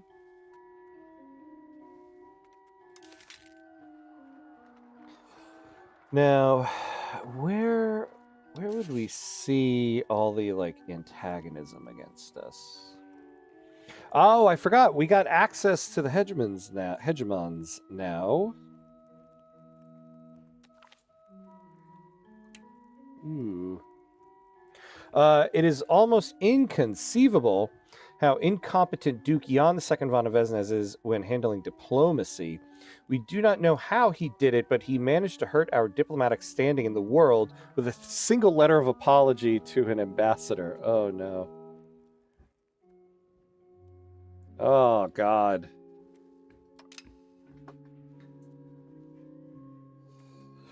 We now actually do need to improve some diplomatic spending because of this guy.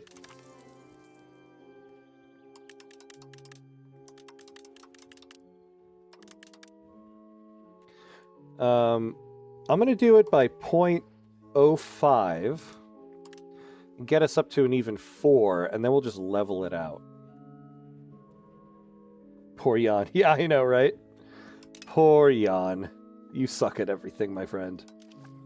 Alright, let's repay this.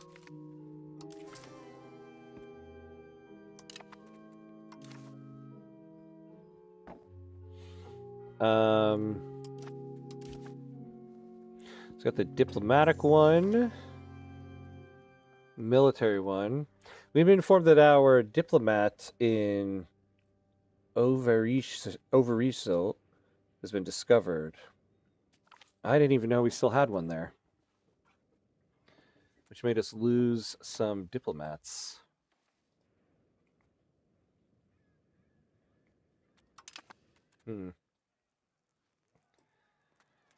When aristocrats warned us of the secret societies that had been supposedly infiltrated, Hollandish politics, we chose not to listen. They predicted that we might very well pay with our lives when this conspiracy turned against us. Nothing quite so dramatic has happened, but one of our close advisors, Robrecht de Oden, has made some very dubious decisions lately and eventually admitted these were services to a secret society that he is indeed part of. Other politicians are up in arms about this, and there is no avoiding a scandal at this stage. Yeah, he's one of our cabinet members. I'll take the stability hit. I don't want that guy to go away. So we can do culture, diplomacy, military, economy, or navy. So what do we need for the economic one?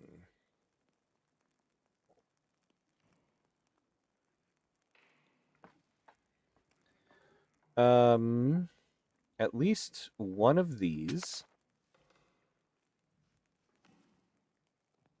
Oh, I see. So they're currently it.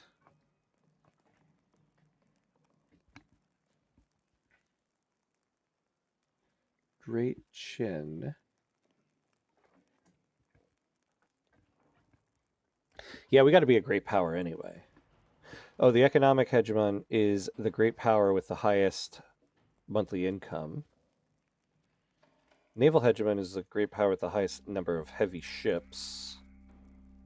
The military one is the great power with the highest army size. Diplomatic one, great power with the highest diplomatic reputation.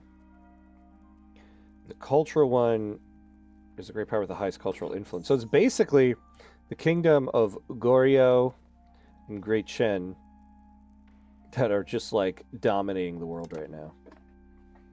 I don't know. Do we even know them yet? No, we don't.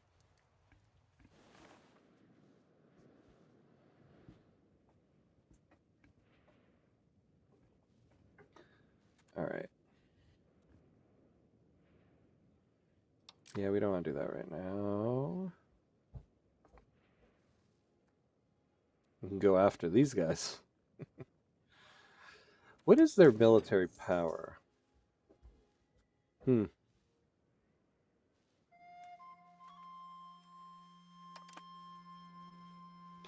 Yeah, either way, let's get out of debt before we do anything like that. Let's build up our economy here.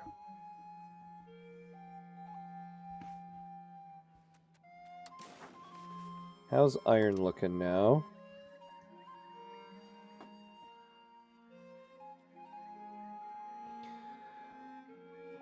So we're still importing quite a bit.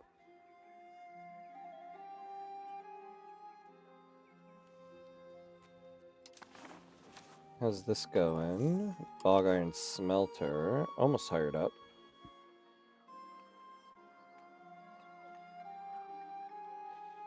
Yeah, coal is still expensive though. The price of lumber is still slightly high. Yeah, we've done all of the charcoal kilns that we can do.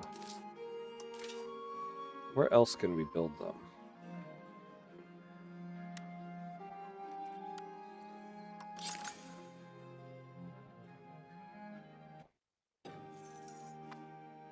So we can do some here.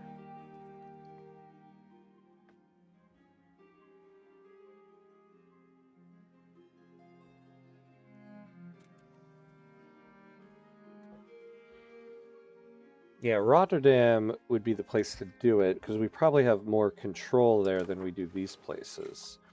Control here, 80, 84,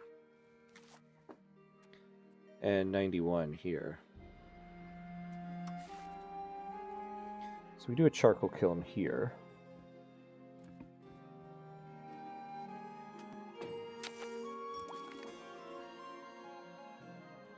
Improve relations, all right.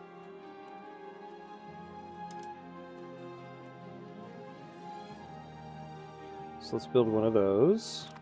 What do we need to pay off another debt?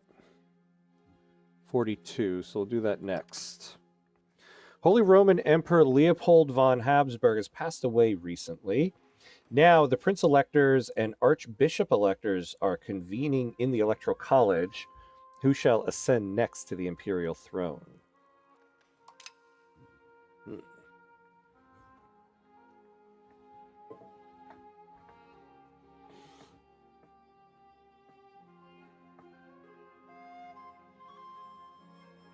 All right. Let's see here.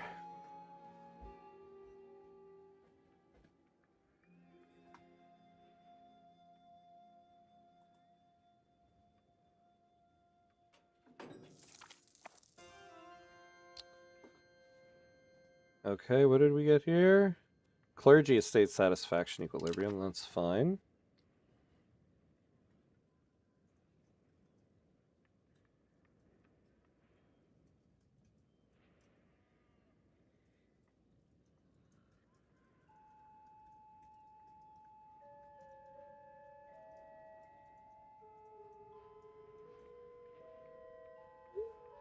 All right.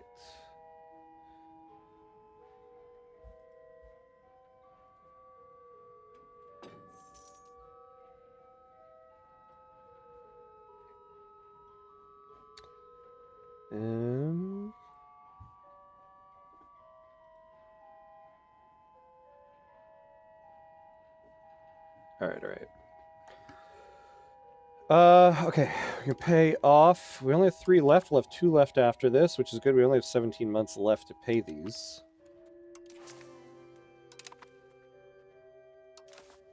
Oh, we got rid of all of our inflation, so we can bring this back up. Excellent. You know, we'll bring the Navy maintenance back up, since we do need the Navy currently. Let's bring... Let's get everybody back in line here. Now, I suppose we haven't paid the loans back yet, though.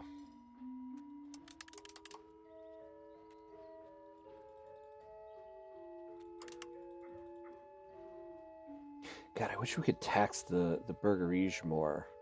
Let's look at their satisfaction. I mean, it's nice that they're so happy, but... You know.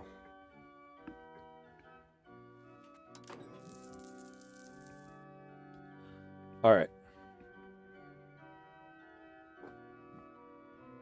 So we're building the charcoal kiln. Oh no, we bring sad news. Alphonse von Dortrecht has died at the age of 56, and he was a cabinet member. His late lordship fell down a set of stairs to his death. Oh my god. He's fallen, and he can't get up. Damn it. You know, we do have to spend money every time we do this, which is so annoying. Yeah, and it's all a bunch of nobles.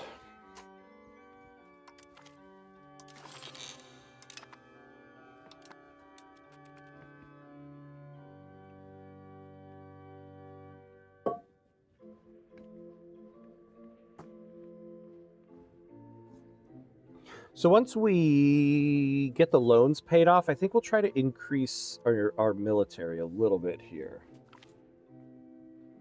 Hey, LaPlace, what's up, my friend? How you doing? Good to see you. How's your day going? Our decision to start favoring the Army over the Navy has led to a crop of promising young naval officers to retire from service. They claim that there are not as many opportunities for advancement as there used to be. What is our Army and Navy tradition at? So we got a decent, almost decent Army tradition. I have come back from CK3. Haha. Yeah, who were you playing with again in that? And how did it go? How'd you finish out? Yeah, Navy tradition. We get better maritime presence if we had a better Navy tradition there.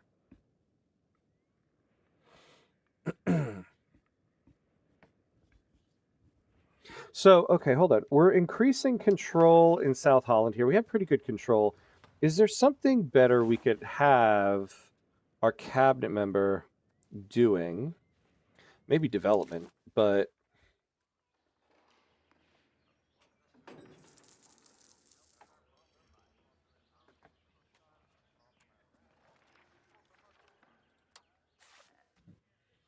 appease the estates. Yeah, develop province. Encourage migration. Expel people. Increase provincial control. Local pop promotion speed. You know, I might do that, actually. Actually, yeah. Encourage urbanization, local pop promotion speed. We might do that in South Holland here.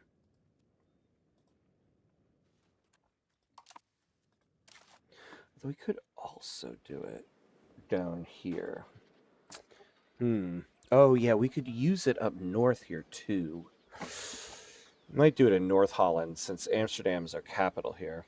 Very great. Reading many political newspapers. That country who do genocide have plummeted their support by 60%, even with APAC. They failed to not make themselves the villain. Yeah. I mean, and rightfully so. Although we are now at the 2-hour mark, so we do got to take a quick 90-second break and run some ads so that we don't have to watch ads during gameplay. So 90 seconds, and we'll be right back.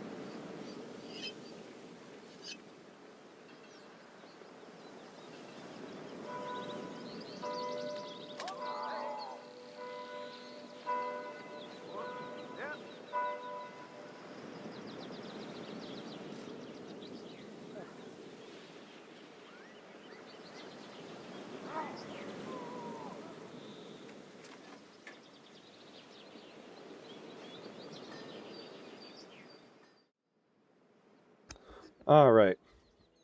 And we're back. And I got a coat. It's not freezing. All right, so we were figuring out here we're going to do. So we're going to change that cabinet member's duties. And yes, I did say duty. So we got pretty good control down there now. So let's encourage urbanization in North Holland here. So it looks like we've got quite a few people to hire up. We'll do one more bog iron smelter up here.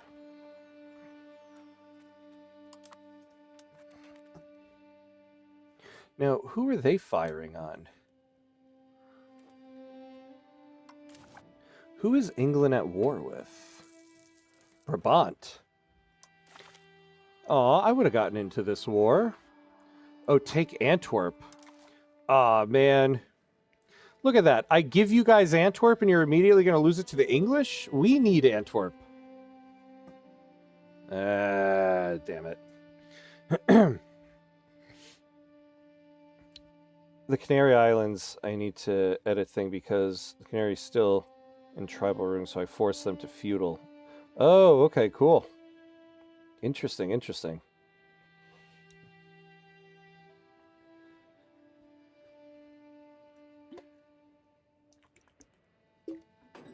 That sounds like it'd be a fun run. The Canary Islands.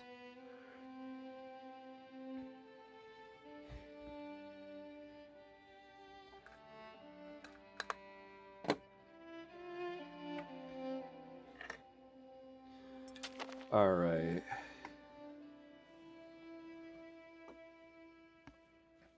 You know, I said we were going to build that bog iron smelter. We only have 11 months of these. Let's pay back the loan. So we got one more left when we get to 41 ducats. And then we'll be good. And we also have a town up here. We can try to increase proximity a little bit here.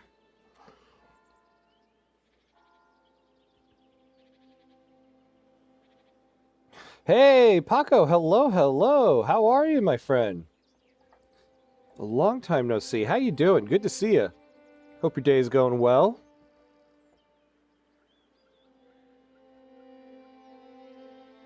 Oh, it is. You can form the Canary Kingdom later. Oh, that's cool. I don't think I've ever seen the Canary Kingdom in the game.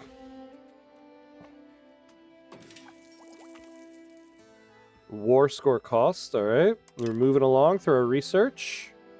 Local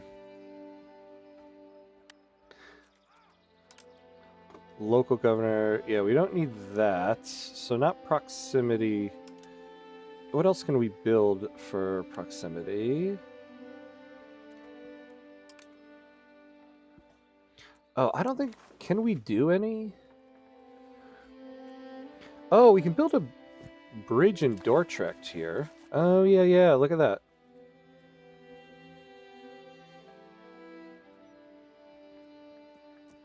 So they have a bridge... No. Yeah, yeah, they have some bridges here. Well, it looks on the map they got bridges, but I guess not. No. Over here. I want, like... Oh, okay. The burgers are building Tools Guild. No,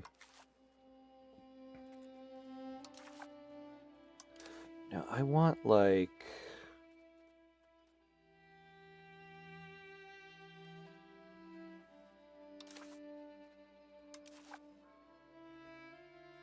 You know, it would be nice to build some universities around, actually.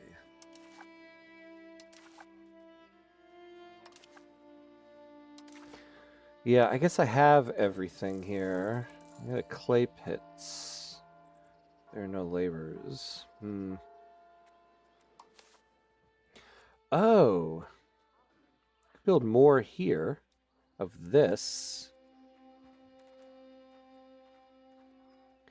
alum is super cheap.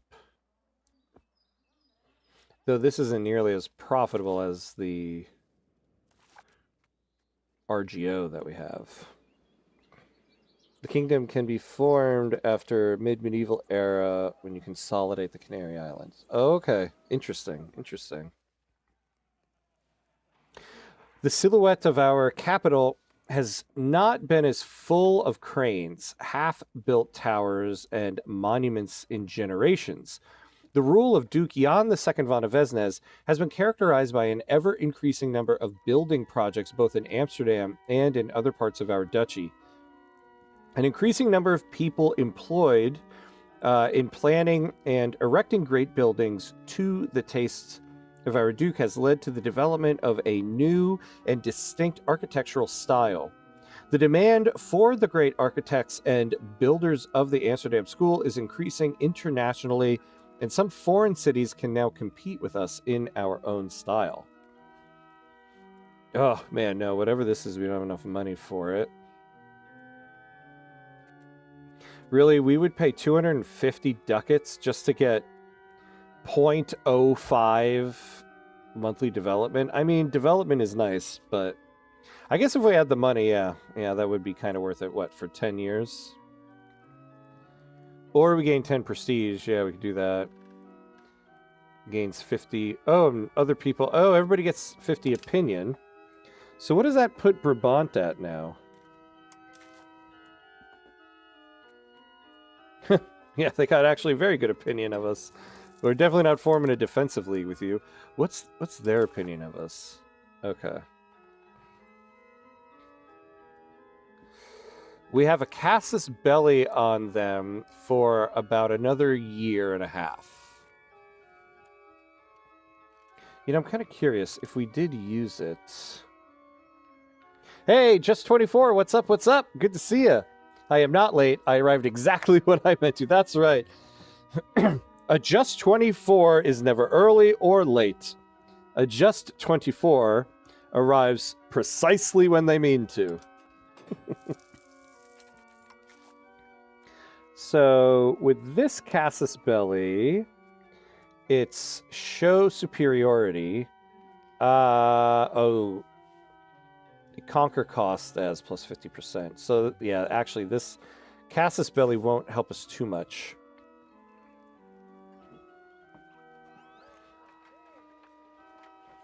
You're always so happy to see me. Of course I would be. Why wouldn't I be? Why wouldn't I be?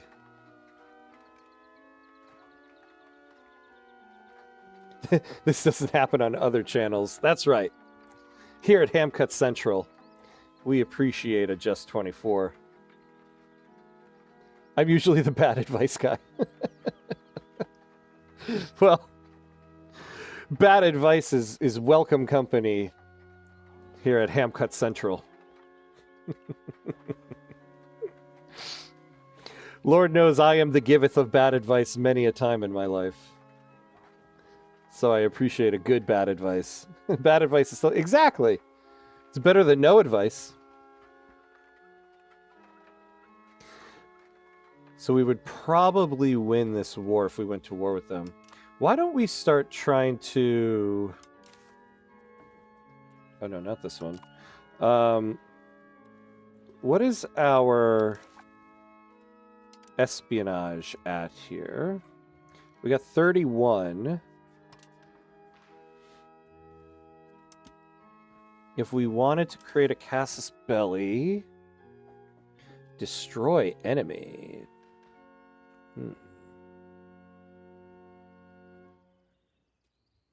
How much would it cost us for this?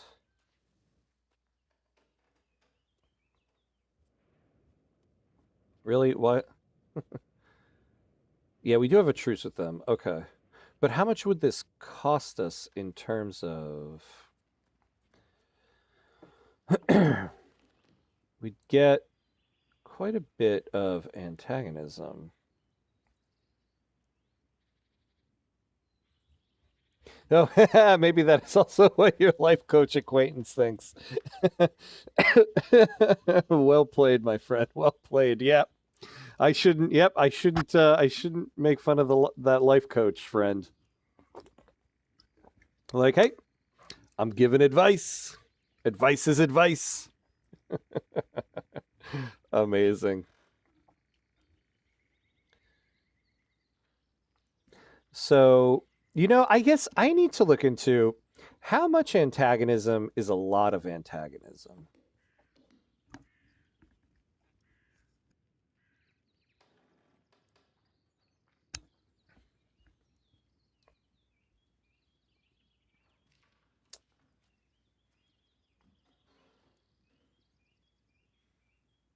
Broke truce. Where did I break truce?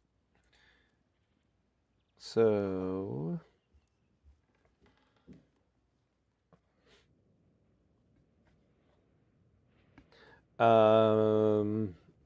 where?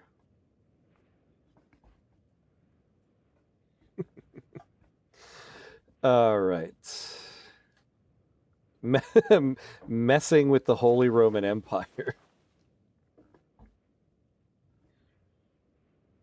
Let's see. Okay. See, this is the problem. We're going to get so much antagonism. We're going to get all these people pissed at us again. I'm going to look this up real quick. How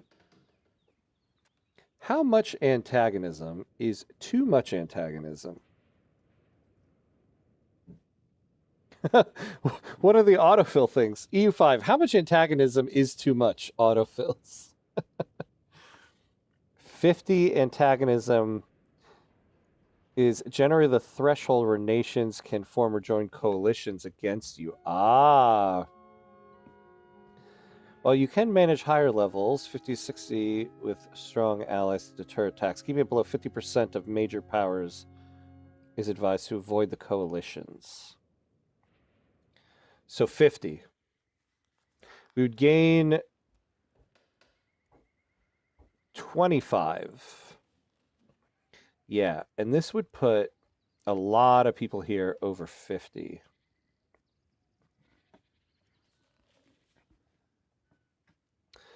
For you as a player, any value is too much. For the AI, well, it probably will just ignore it, just like it does in Vicky 3. Okay. Interesting. Oh! We got a second Twitch bot. Man, what a party we got today. 2 Twitch bots in one stream. Bye-bye, Twitch body bot. Yeah, see, so just 24, we started the stream off with a massive coalition against us. We had a lot of land. We lost it because of the coalition. I'd like to now really be more mindful of the antagonism. Now, how much does this stuff decay? I believe there's some values we can look at for this. Like, doesn't conciliatory...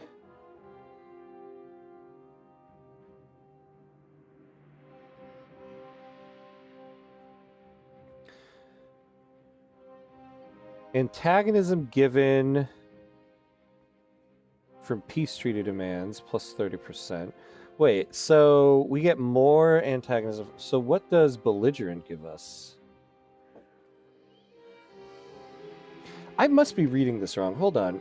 So if we're belligerent, we get less antagonism from our peace treaty demands?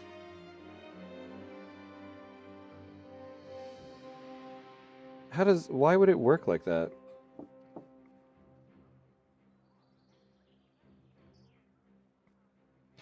A belligerent country is a country that does not worry about the opinions of other countries. A conciliatory country appeases others, either due to being weaker or just believes that it is easier to catch flies with honey. Yeah, your stream is getting popular. I'm popular with the bots. I'll tell you one thing, I make a killing with the bots. At least I'm popular somewhere, right? Hold on. I feel like I must be reading this wrong. Why would being belligerent create less antagonism for us? I guess because we care less about others' opinions?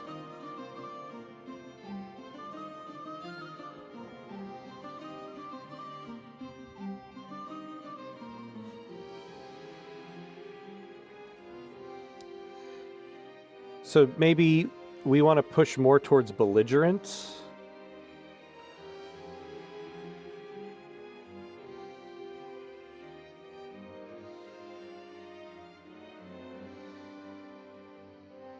Larger than expected army. Okay, that's nice.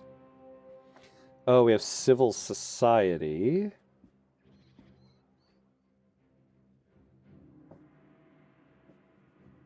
So maybe we try to change that.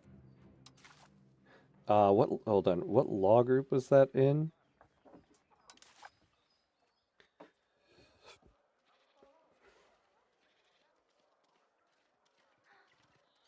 Cultural traditions.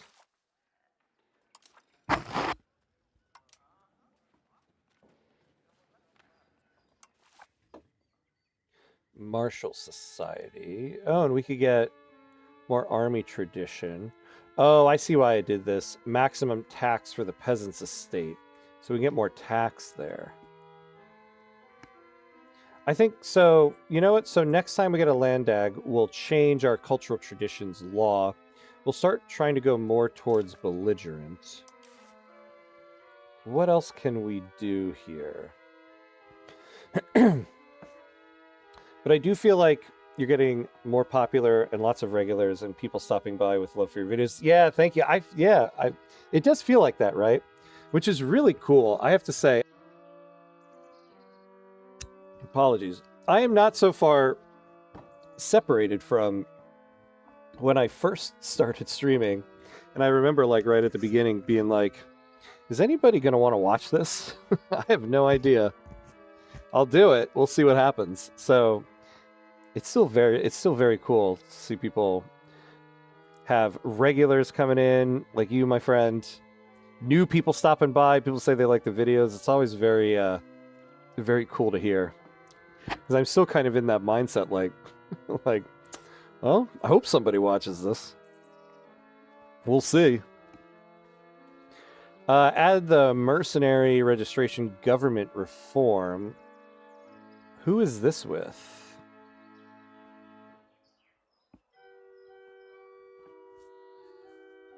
The Machiavellian reign policy, martial society, cabinet influencing scaled. Okay.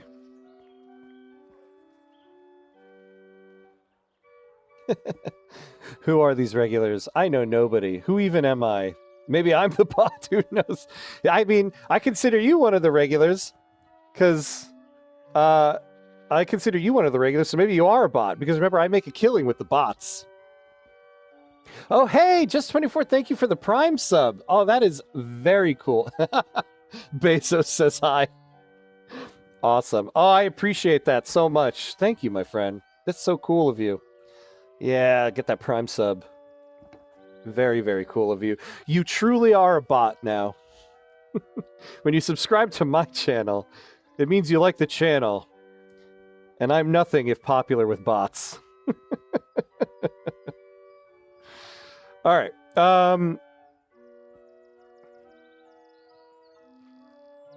So it's a government reform. Yeah, and we can't, we don't have any more of those to do. I wish I could look at the list, though.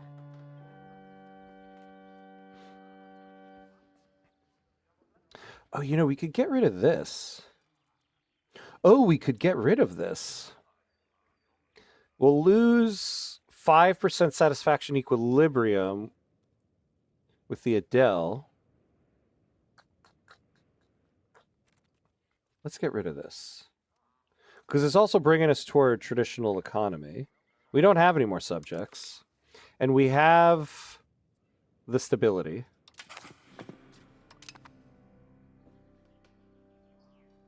Bots are known for subbing to channels. Yeah. Can you imagine if there was a bot that just had like free Prime subs that they were giving out?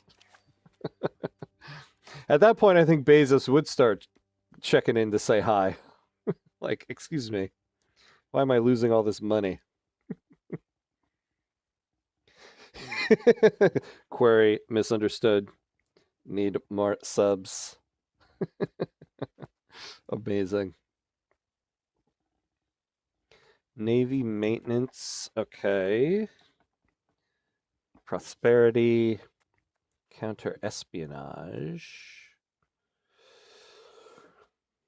Yeah, gravel road costs, monthly progress to land, trade range, diplomatic reputation, diplomatic capacity, monthly progress conciliatory. Enforce religious adherence. Yeah, the trade office network also is actually very good to not to get sidetracked here. Yeah, excuse me, yachts are expensive to maintain. Yeah.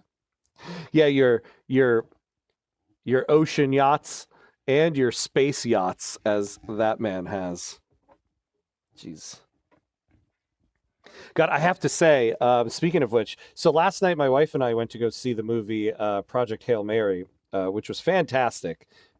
We read the book as well, and the book is fantastic, but the movie was really fantastic. But man, it was a shock to see. This is the first time I've seen it that because it was produced by MGM, and that MGM logo with the lion that roars, but at the bottom it says an Amazon company. And I was like, oh, God. I mean, I suppose it is kind of dumb to complain about Amazon while I'm streaming on Twitch, but all right.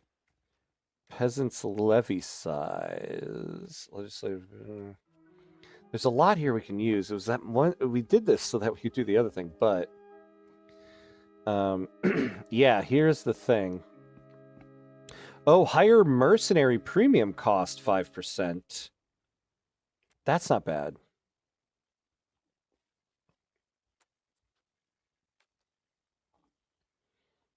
Feudal nobility, nope. Court of Words, nope. Plus 3% tax efficiency. Oh, but we'll go towards decentralization. I don't want to do that. Now, what would we need to do for some of these things if we want to?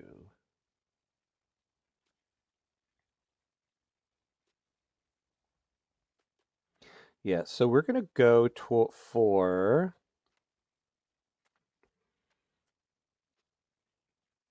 mercenary registration. So we'll do this. We'll also see. Let's take a look at our offense here. Yeah, so we're now moving toward offense.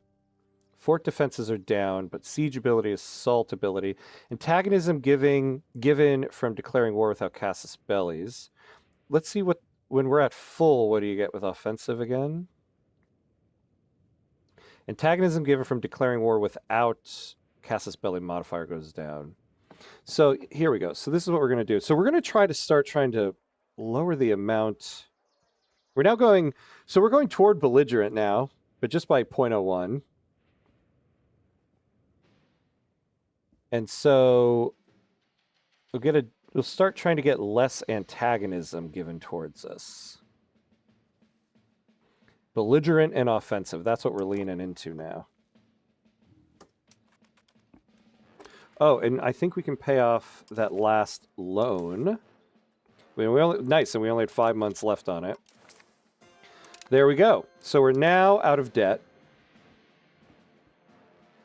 But let's get the estate satisfaction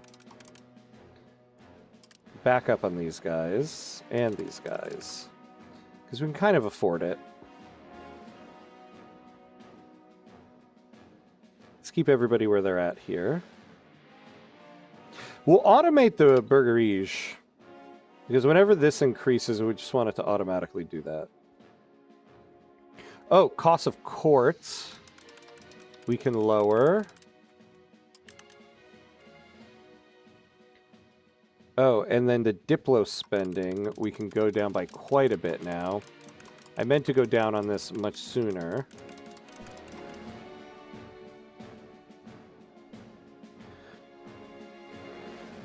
And cultural investment.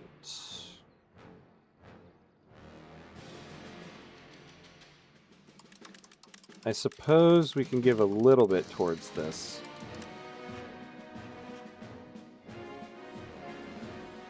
All right.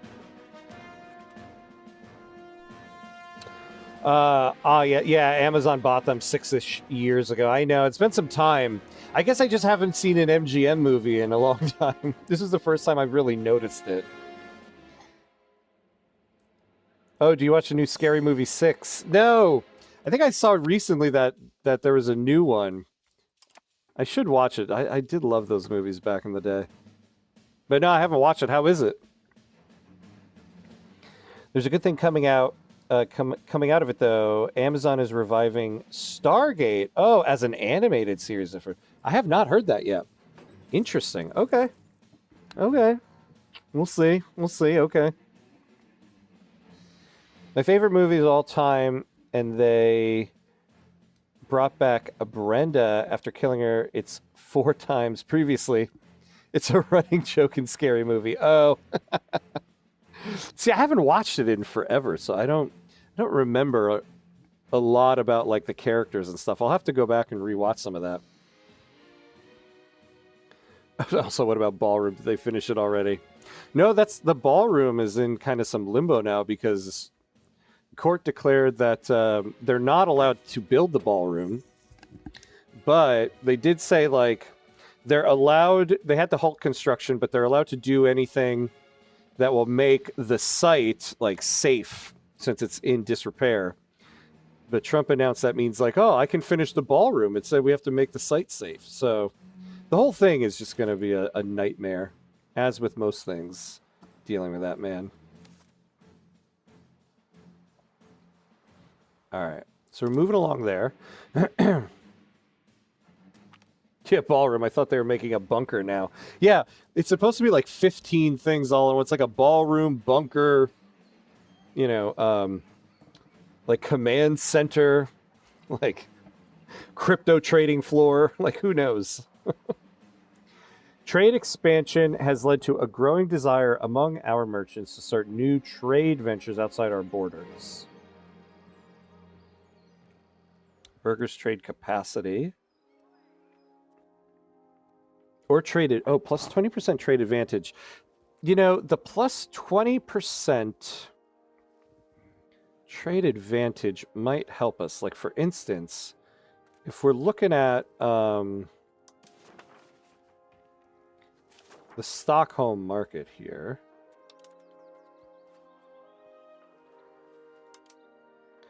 What's our trade advantage here? Wait. Oh, we're not. Wait. We're not even listed. But we are trading here.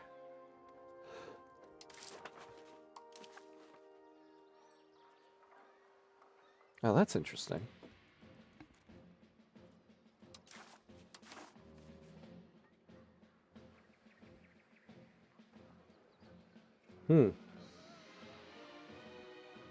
Well, let's take the extra trade advantage, because we should have some there.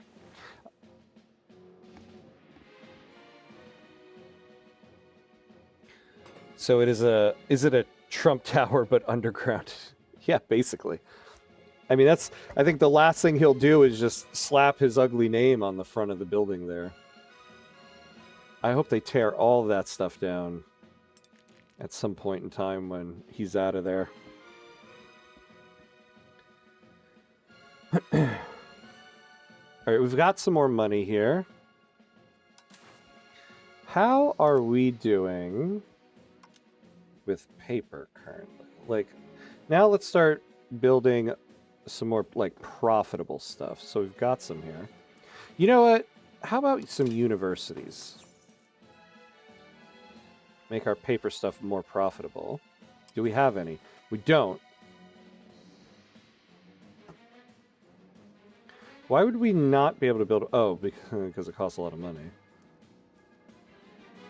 271. But it'll give us a lot of max literacy. Look at that institution growth. We really do need one.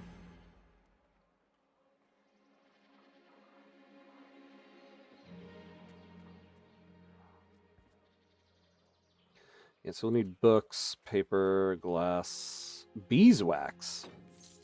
So we're gonna need a lot more money. So maybe we hold on to our money.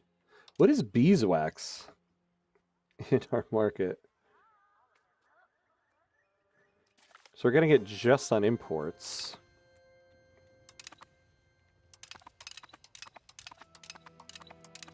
Oh my god, come on. Alright, so what are books? Yeah, books are super cheap. Oh, but look at this. Okay, hold on.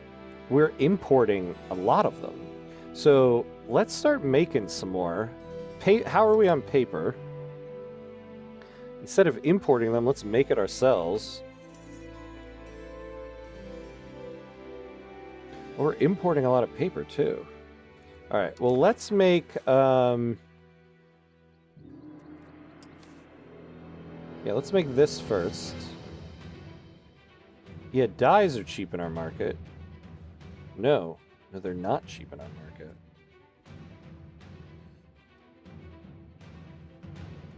But are we exporting a lot of them? Maybe that's the reason why.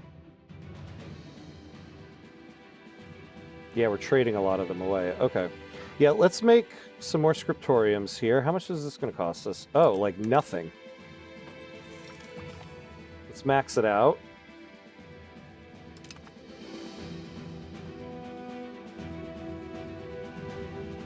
Amazon bring back Stargate is very unexpected, and also animation. I hope they don't butcher the story for political messaging. Yeah, who knows anymore. But it is interesting they'll do it as an animated one. Scary Movie. Scary Movie's a movie where they make jokes about the popular horror movie, sometimes thriller, science fiction. Yeah. No, I remember back in the day. I remember when the very first one came out. I mean, that's the movie that kind of reignited the whole like genre satire craze that ended up happening. All right, so we're building more scriptorium.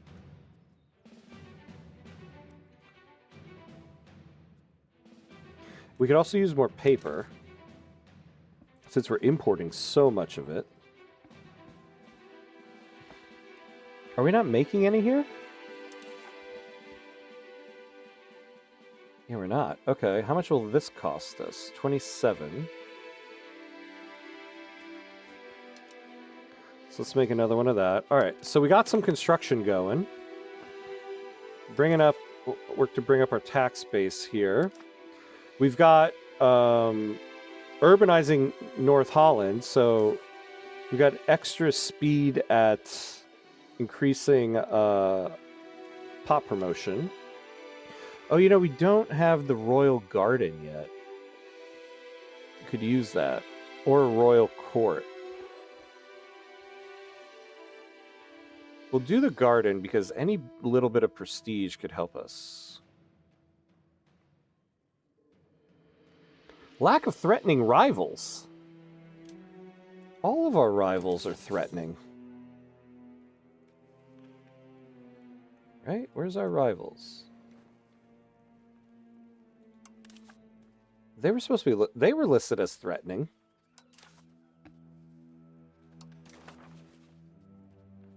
Oh, Munster isn't anymore. It'll cost us 5 to remove them. Who would we add instead?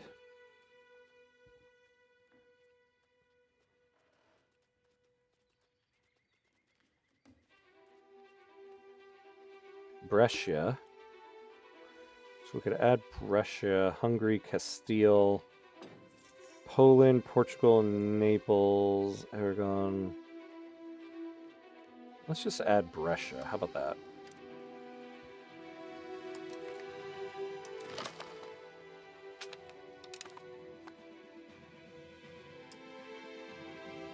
So let's go down Bohemia.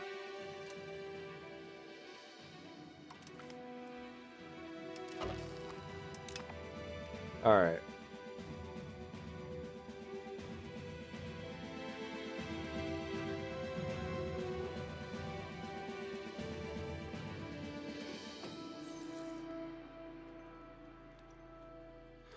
All right, so we're working on that.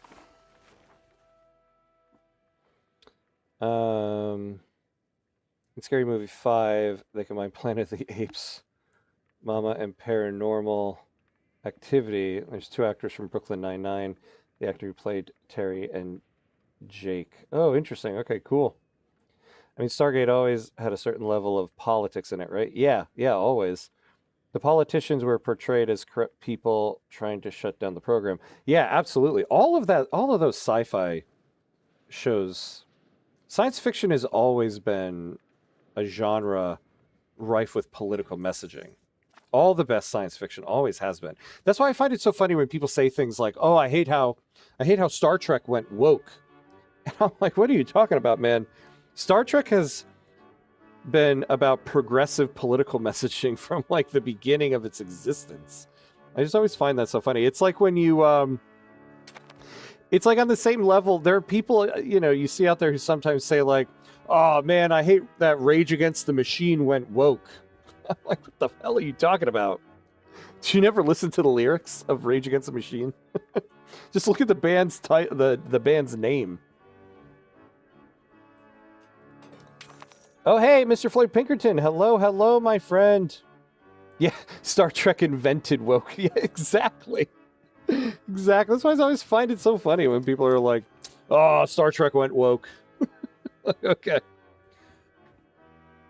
What is wrong with people here? Who's in this damn thing? Oh, it's just Brabant. Brabant. I am tired of you guys. Okay. We're going to take a look at that in a second.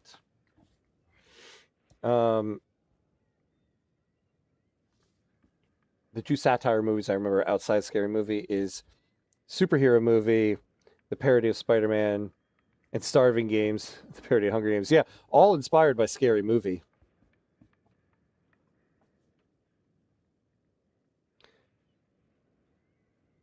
Ham, I want you to Google Bud Spencer. Is that the look you're going for? Oh, no. Now I am curious. Bud Spencer. All right, I'll do this real quick. Ha! If only. If only I were so lucky. I love it. Yes. I didn't know that was the look I was going for, but now that I see it, that is absolutely the look I'm going for. Well played, my friend. I heard woke in so many contexts, I don't even know what it means anymore. Everything seems to be woke. Yeah, I know the term woke has just become something you say about something you don't like. Like, oh, it went woke. All it really means is I don't really like that thing. Like, I can tell you right now, I think mushrooms on pizza went woke because I don't really like it.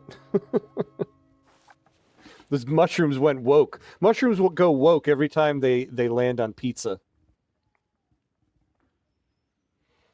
So we're gonna change one of our laws. Let me remind myself which one it was.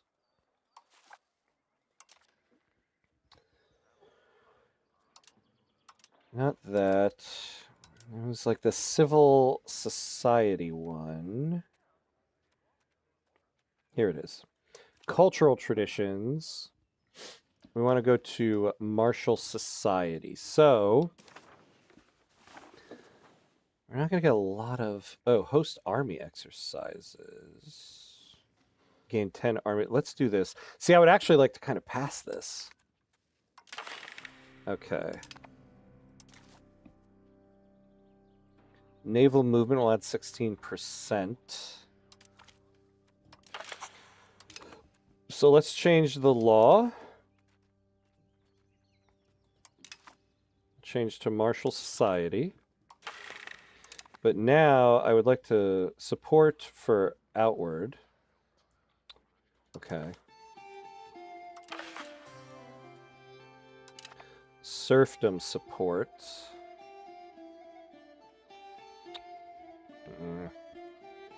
But we can use it.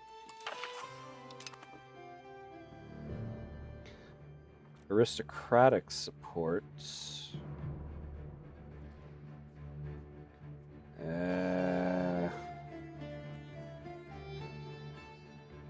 We lose one Merchant's Guild.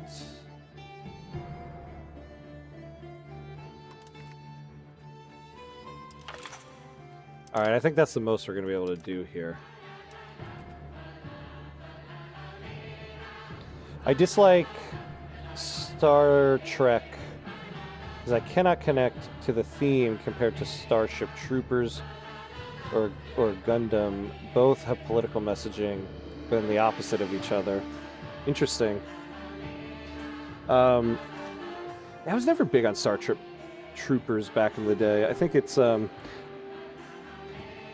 feel like that director, I forget his name, because he did like RoboCop as well. I find his messaging to be too like banging you over the head with it. It's like he takes a movie and just has the movie go, and then suddenly it's like we pause the movie to get his messaging. I don't mind the messaging, but I don't find it to be done done well. The Gistelajkin are meant to be incorruptible. After all, that is what they preach. However, it seems they do not always live up to their own teachings. A scandal has broken out surrounding several of their leading figures who, instead of providing our people with honest spiritual guidance, appear to have made themselves ostensibly rich through various dodgy dealings over a prolonged period of time. Ooh, they lose 20%, but we gain 7 stability. Oh yeah, we'll take the money. I'll always take that money.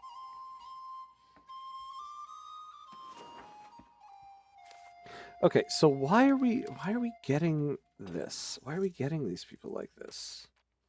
What is our antagonism at with these people? 121, why? Peace treaty demands. What peace treaty demands?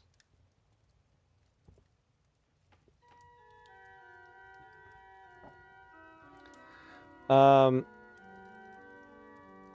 you have a name for it. Yeah. Did I ask the question yet? You did not. Not yet. You did not. But you may. Funny enough, I like the Orville, even though it's a parody of Star Trek. I did enjoy the Orville.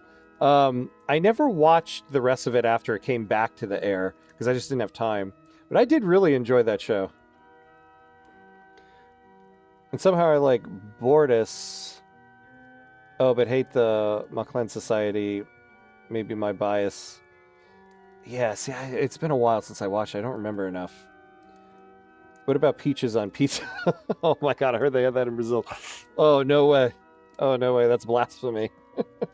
Ham, is the patch out yet? Not yet. Not yet. But soon. But soon. I think it's like 2 weeks, right? The first Starship Trooper movies are direct mocking of U.S. Army during the Vietnam War, with over-the-top propaganda of the Cold War. Yeah. Yeah, that's the thing, is like, I agree with the messaging. I just don't think it's done very well. Same thing with like RoboCop. Like RoboCop was a cool movie, but the political messaging in it was like it wasn't done well with the movie. It was like kind of like you're pausing the movie now to get like the director's little political message. Because like even if you agree with the message, it can still be like done like haphazardly. I don't understand this peace treaty demands. We haven't we didn't demand anything in a peace treaty.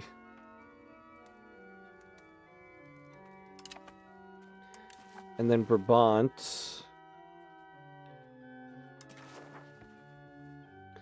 Their antagonism to us is 118. Is it the same thing again? Maybe did I choose the wrong thing in terms of our societal values? Where are we now? No. Yeah, because we're still in conciliatory, yeah. So we're getting plus 3% antagonism given from peace treaty demands. So maybe we'll be able to counter this. We're moving plus 0.16 to belligerent.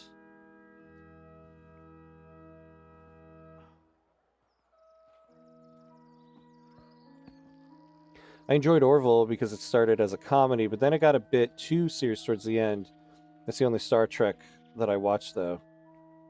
Yeah. See, I never finished. Yeah, I never finished the Orville, so I don't really know how it got near the end.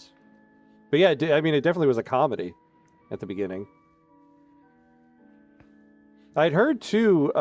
Seth MacFarlane wrote that because he originally wanted to write a new Star Trek series and pitched it to CBS, and they were like, no. And so he just decided to make a satire about it and pitch it to, I think it was Fox, right?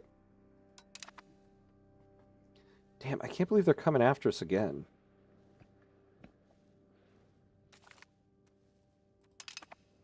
All right, so we need to up the military is what we need to do. 2 weeks. Ah, man. Yeah, I know, right? Same. Orville is great Star Trek, except with the plop sex scene. Yeah, I think I do actually remember that. All right, let's get another men-at-arms. Get another 1,000 troops in there. We'll see how much that's going to cost us. 394. Oh, my lordses. Yeah, we don't have the money for that. But we can start, we can start saving up money in case we want to get... I think we're going to save our money. Because I feel like we're going to get another war here. So either we can get more men-at-arms or... we can get some mercenaries. So now it would be very nice if we could pass this. Pieter van Loon has announced their marriage to Blanche Dara from Bruges. Yeah, great. Yeah, great. All these marriage announcements. Wonderful. More people joining the coalition. The animated series actually makes more sense compared to the live action. Oh, interesting. Yeah. I mean, the messaging is too frontal. Okay. Like in one scene where the protagonist gets drafted and shown the real life effect of the war as an amputee veteran. That's a direct correlation to the many Vietnam veterans. Yeah, that go back to the war from limb loss. Yeah. Yeah, that is true. It is oh. So we could be in a coalition here. Who's in this? Just these guys. But we could end up going to war with these guys. I think we'll accept this offer.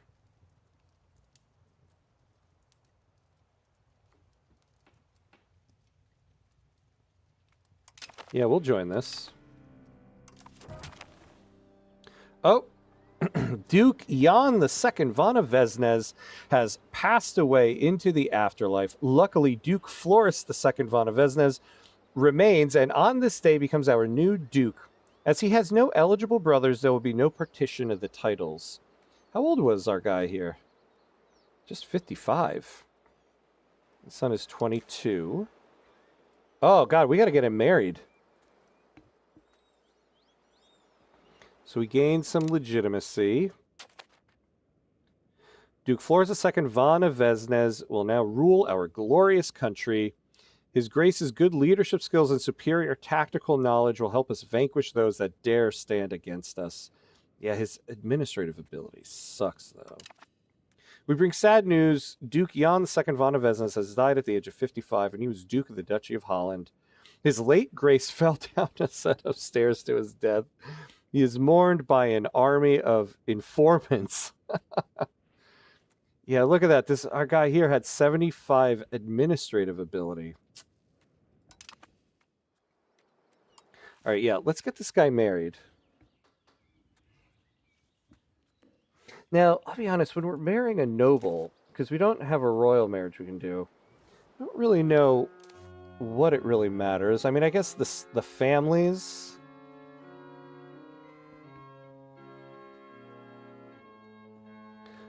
Let's get somebody of like childbearing age, huh? Maria Magdalena von Bruges. There we go, because we need to get an heir here.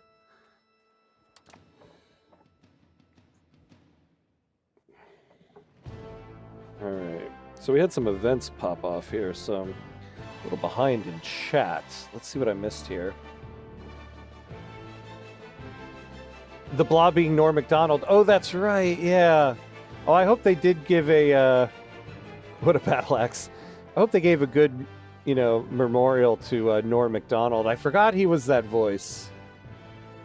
Saving money. What's money precious? Which Star Trek show did you like the most? So, I actually, when I was younger, I was not as into Star Trek. My wife is a big Trekkie, and so when I met her, she got me more into Star Trek.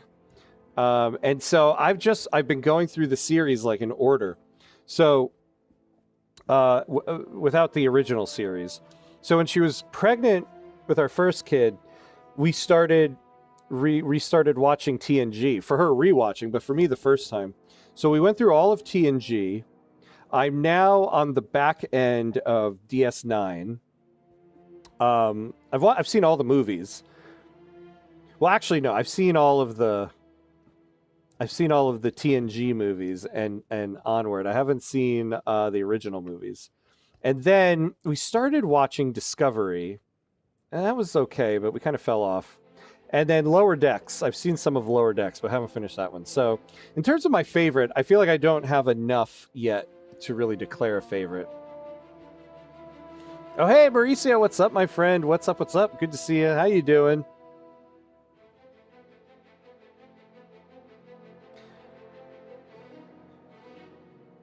DS9 is your favorite Trek. Yeah, DS9 is very good. I'm really enjoying DS9.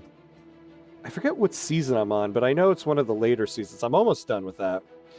And so then I'm excited to move on to Voyager after that, but DS9 has been very good.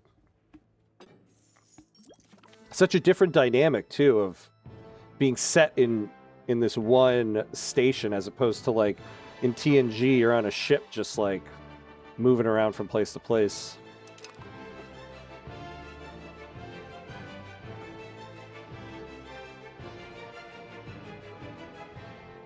Yeah, I definitely want to save up enough money to get another Men-at-Arms unit here. Where another Merchants go, because I believe, how much maintenance will that be? 20, so we can afford it. Now, why is it so much money? So I guess if we had more leather and tools, we'd get more of a discount here.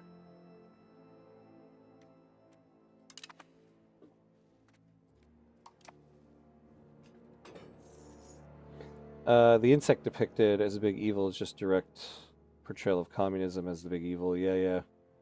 Speaking of Vietnam War movie, the villain in Forrest Gump is Jenny. Yeah, Jenny done more harm to Forrest than the time in deployment in Vietnam. Yeah, but I do also kind of feel like that she, in terms of an antagonist, at least as a character that's an antagonist,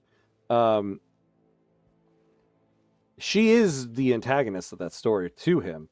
In regards to like who's the person standing in the way of what Forrest wants, Forrest just wants to stay at home, to have a stable life, and to be content. And she kind of represents the discontent of the time and cannot stay in one place.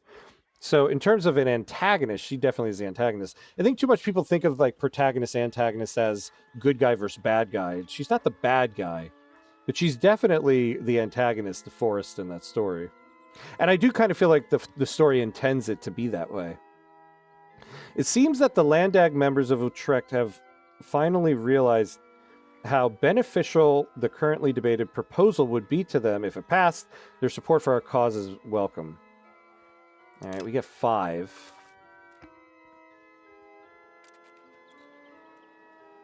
preservation of traditional ideas. All right, let's add another 5. God, if we could just get to 50%, we'd have a fighting chance. Let me guess, you like Star Wars more. That's very normal in your generation. I don't think it would be very normal in my generation. I think my generation is a ton of Trekkies. I'd say it's pretty even. I think in my generation, there's a great debate between what's better, Star Wars or Star Trek, because I think the fan base is kind of equal. When I was a kid, or not a kid, I would say when I was like a teenager or in college, I would have said Star Wars just because I hadn't watched any Star Trek.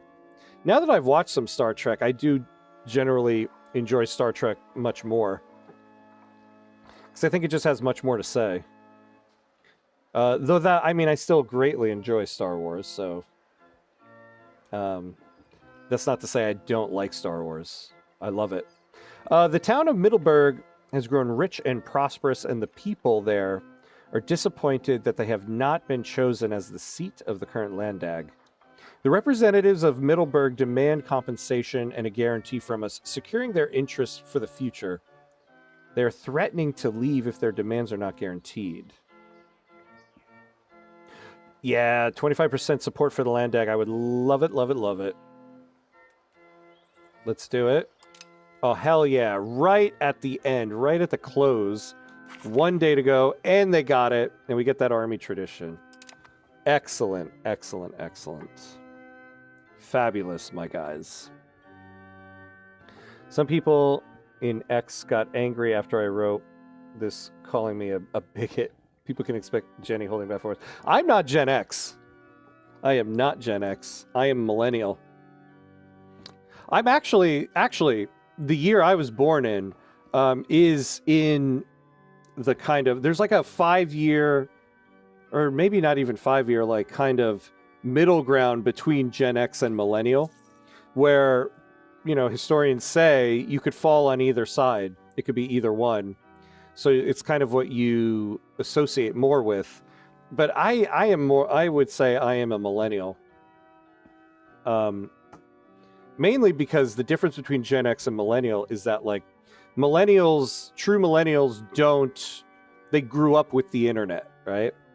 For me, I remember a time before the internet, but my parents were very much in tune with technology and stuff like that. So we always had a computer growing up. We had the internet for a very long period of time. So though I remember a time before the internet, I would say my formative years, we had the internet. We had the internet at home long before many other people I knew had it. So I definitely am more of a millennial. Yeah, okay, Grandpa. Yeah, I like to say I'm an elder millennial. That's me. I'm an elder millennial. I'm definitely not Gen X though. I'm also millennial. Yes, there you go, Jabba. In good company. In good company. All right. So what makes people Zoomers then? See, I don't know. I don't know. I got to look into that. My wife is very much into the differences in generations, so she's the one who told me all of that. I'll have to ask her what makes a Zoomer. But I do have, I've reached the allotment of time I have for this afternoon here, so we're going to have to end it here. We had a pretty good episode. I mean, we started in war. We lost some stuff. We didn't lose more than what we had before the initial war. But we do have to continue to increase the military here. Let's quickly get the wife on stream. It's a very important question. Yeah, that's the one thing she won't do. Mrs. Cutts will not join the stream. I think, she's too modest to broadcast herself out there. Oh, internet and social media. That would make sense. Social media, though. Yeah. Yeah, because I definitely had my formative years long before there was social media. Or at least to the scale that social media is now. All right, though. Yeah, that'll be it for now. Oh, let me make sure. Let me try to not get on. Oh, snooze the ad. There we go. As I am clicking around. Oh my god, what am I doing to my desktop here? All right. So that'll be it for this session, but remember, we will have an evening session where we continue this run tonight. So that'll start at 8:30 p.m. Eastern time. So actually in exactly 7 hours from now. So hopefully I'll see everybody then. I will not see you tonight, hopefully, since that will be 4 a.m. Yeah, I understand that. Thanks for the streamies. Oh, no problem. That's why I like to do this afternoon stream for me, or this morning afternoon stream, so that out in Europe it's a respectable time. So that it's not all my streams are at like 4 a.m. European time. Sai, I'll still be up. Yep, that's right, Jabba. Jabba will be there. But thank you for watching, everybody. I appreciate it. Keep an eye out later today. I'll have another Victoria 3 Dev Diary TLDR video because we got a new Dev Diary today.